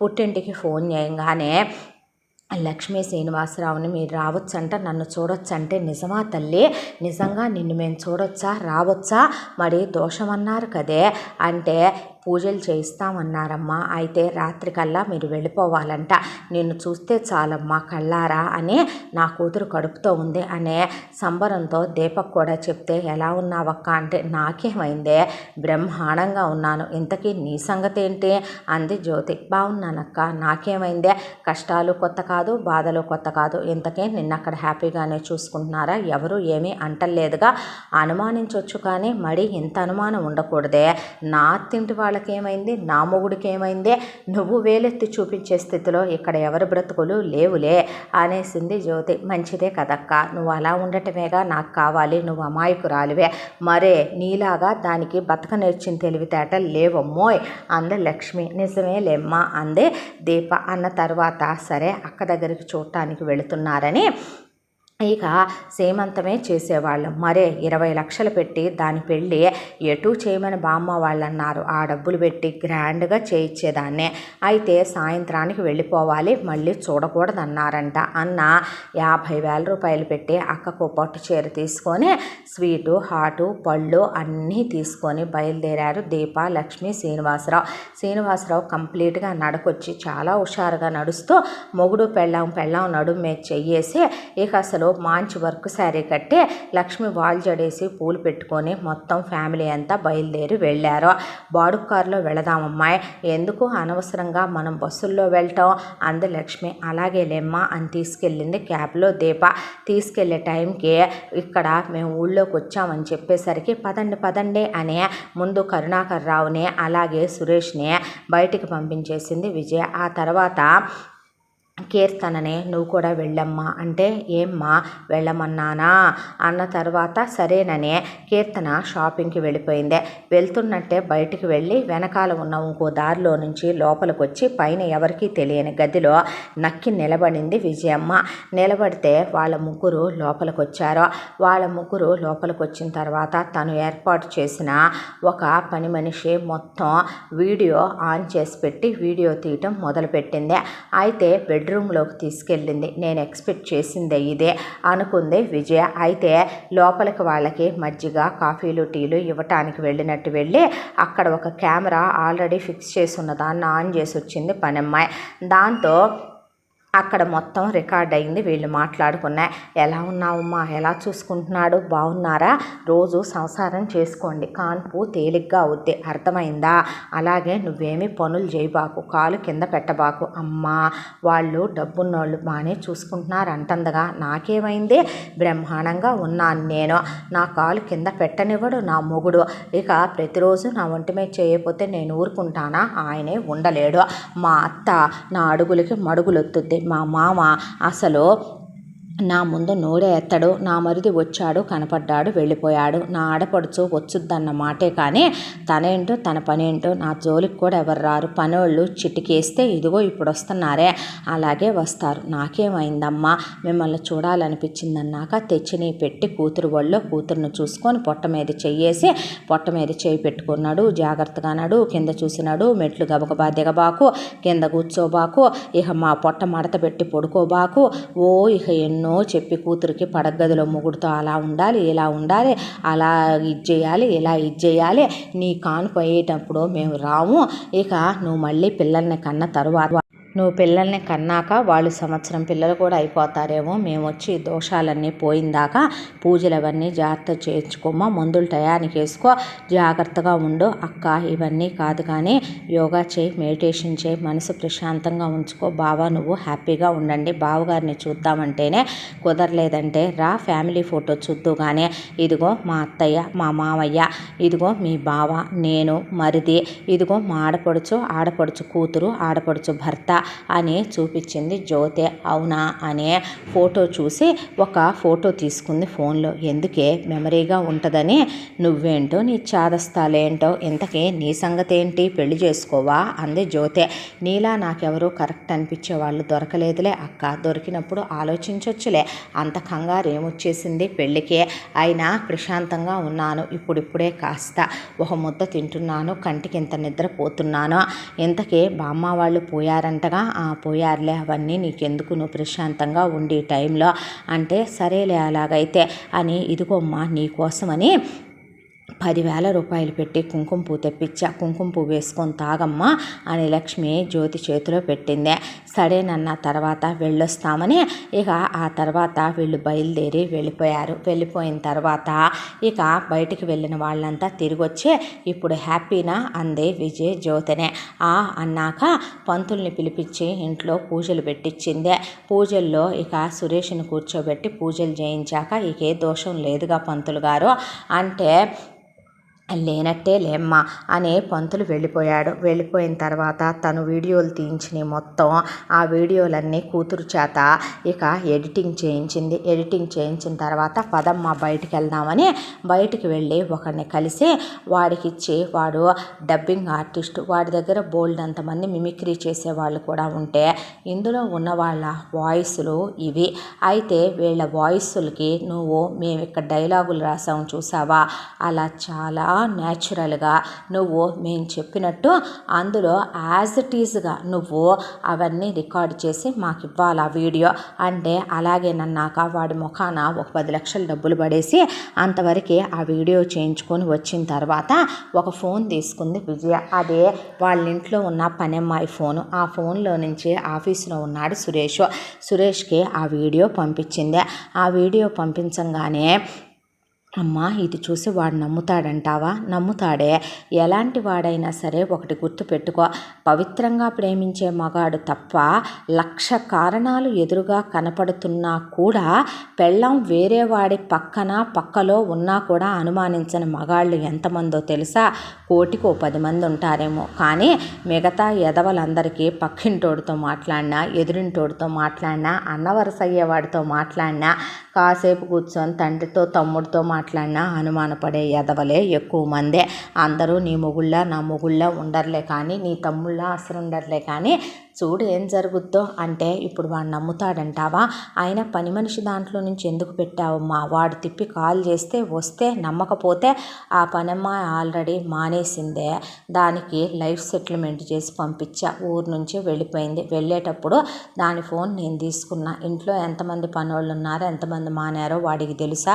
ప్రతి 3 నెలలకోసారి పనోళ్ళను మారుస్తానైతే నేను, వాడంత అబ్జర్వ్ చేస్తాడా ఏంటి? అయినా ఇవన్నీ వాడు ఆ మెసేజ్లు చూసుకున్నాక, ఆ వీడియో చూసుకున్నాక ఆలోచించే సిచ్యువేషన్లో ఉండడు. వాడు అది నమ్ముతాడు, నమ్మి వస్తాడు, దాన్ని అనుమానిస్తాడు. జరిగే కథ చూడవే పిచ్చిదానా అంది విజయ. అన్న తర్వాత సురేష్ మెసేజ్ని ఓపెన్ చేశాడు. ఓపెన్ చేస్తే ముందు ఇది చూడండి అని కింద యారో మార్క్ పెట్టి వీడియో పంపించారు. వీడియో పంపిస్తే ఆ వీడియోలో జ్యోతి వాళ్ళ అమ్మ, నాన్న, ఇక జ్యోతి వాళ్ళ చెల్లెలు అందరూ ముందు హాల్లో మాట్లాడుకుంటూ జ్యోతి చేయి పట్టుకొని బెడ్రూమ్లోకి తీసుకెళ్లారు. తీసుకెళ్ళిన తర్వాత దీప అక్కడ కూర్చున్నాక లక్ష్మి, ఏమ్మా అంతా బాగానే ఉందా? ఏం బాగానే ఉండటమమ్మా, భయం వచ్చి ఒళ్ళంతా చెమట్లు పోసి తడిచిపోతోంది నాకు అంటే, టెన్షన్ పడకమ్మా అని శ్రీనివాసరావు అన్నట్టు. అంటే టెన్షన్ ఉండదా నాన్న? మరి నీకేం తెలుసు నా గురించి? నేనైనా వీడొస్తాడని, నన్ను ప్రేమిస్తానంటాడని, ఇలా సడన్గా పెళ్లి చేసుకుంటాడని ఊహించానా? మన ఊళ్ళో ఉండంగానే నేను రామభద్రయ్య గారి అబ్బాయి ఆల్రెడీ నేను అక్కడ వాడిని వినయ్ని ప్రేమించాను. వాడు నాతో శారీరకంగా నేను పెద్ద మనిషి అయిన దగ్గర నుంచే ఎన్నిసార్లు కలిసామిద్దరం, ఎన్ని కలలు కన్నా. నేను 4-5 అబార్షన్లు కూడా చేయించుకున్నానా? నువ్వే చేయించావా? ఏ చెల్లి నీకు తెలీదా? అవునక్క నాకు తెలుసుగా అని దీప అన్నట్టు. ఆ తర్వాత ఇప్పుడు ఈ కడుపుని ఏం చెయ్యాలి? ఒకరోజు నా మొగుడు అలా ఆఫీస్కి వెళ్ళిన తర్వాత మనసు బాగాలేదని గుడికి వెళ్తున్నానులే అని అబద్ధం చెప్పి వెళ్ళి హోటల్ రూమ్లో వాడితో కలిసి వచ్చాను. వాడి గొడవ మామూలు గొడవ కాదు. ఆ రోజు 5-6 సార్లు కలిశాడా. నాకు పిల్లలు పుట్టే టైం అనుకుంటాను, అండం రిలీజ్ అయ్యే టైం అనుకుంటాను. ఆ టైంకి నేను ప్రెగ్నెంట్ అయిపోయాను. ఈ కడుపు వీడికొచ్చింది కాదమ్మా, వాడికొచ్చింది. వాడి హార్స్ పవర్ ముందు వీడి మగతనం ఎంత? వాడిని మర్చిపోలేకపోయాను తెలుసా? వాడు తాకంగానే నేను కొవ్వొత్తిలా కడిగిపోయానమ్మా. వాడి అంశాలు కమల పిల్లలై పెరుగుతున్నాయి నా కడుపులో. ఈ విషయం ఎక్కడ బయటపడుద్దో వీడికి తెలుసుద్దో అని టెన్షన్గా ఉందే అని జ్యోతి అన్నట్టు. ఆ మాటకి చెప్తామా ఏంటి? తెలియనిస్తామా? వాడిని పడగదిలో ఆ ధ్యాసలో పెట్టి ఉంచమని చెప్పానా లేదా నేను నీకు? వాడు ఆ ధ్యాసలో ఉండంగా వాడికి నీ కడుపులో ఉన్న పిల్లలు వాడి పిల్లలే అనుకుంటాడు తప్ప వాడికి నీ మీద అనుమానం ఎక్కడొస్తుంది? అనుమానించేంత వాడికే ఉంటే 24 గంటల్లో నీ మీద మోజుపడి పెళ్లి చేసుకొని సంవత్సరం హనీమూన్కి వెళ్ళొస్తాడా? కడుపుతో ఉన్న పెళ్ళంతో కూడా రోజు కలుస్తాడా? పిచ్చిదానా. ఇప్పటికైతే ఈ పిల్లల్ని ఇలా పుట్టేని 3వ కంటికి తెలియకుండా వీడి అకౌంట్లో వేసే, సురేష్ గారి అకౌంట్లో. ఆ తర్వాత మళ్ళీ వీడితో కడుపు చేయించుకొని ఒకళ్ళనో ఇద్దరినో కనే అందరికీ వాడే తండ్రి అవుతాడు. వాడింటి పేరే వస్తుంది. దానికి తోడు బోలెడంత ఆస్తుంది, అలా దొర్లుకుంటూ వెళ్ళిపోవచ్చు. అసలు నేను నీకు వినయ్నే పెళ్లి చేసుకుంటానమ్మా అంటే విన్నావా నా మాట? వాణ్ణి చేసుకుంటే ఏమొస్తుంది? మన్ను మశానం మట్టిగడ్డల మనలాంటి వాళ్ళ బ్రతుకులకి ఇలాంటి సంబంధం దొరకటం ఎంత గొప్ప విషయం. అందుకేనమ్మా నువ్వు అన్నావనే డబ్బుందన్న ఒకే ఒక్క కారణంతో వీడిని చేసుకున్నా నేను.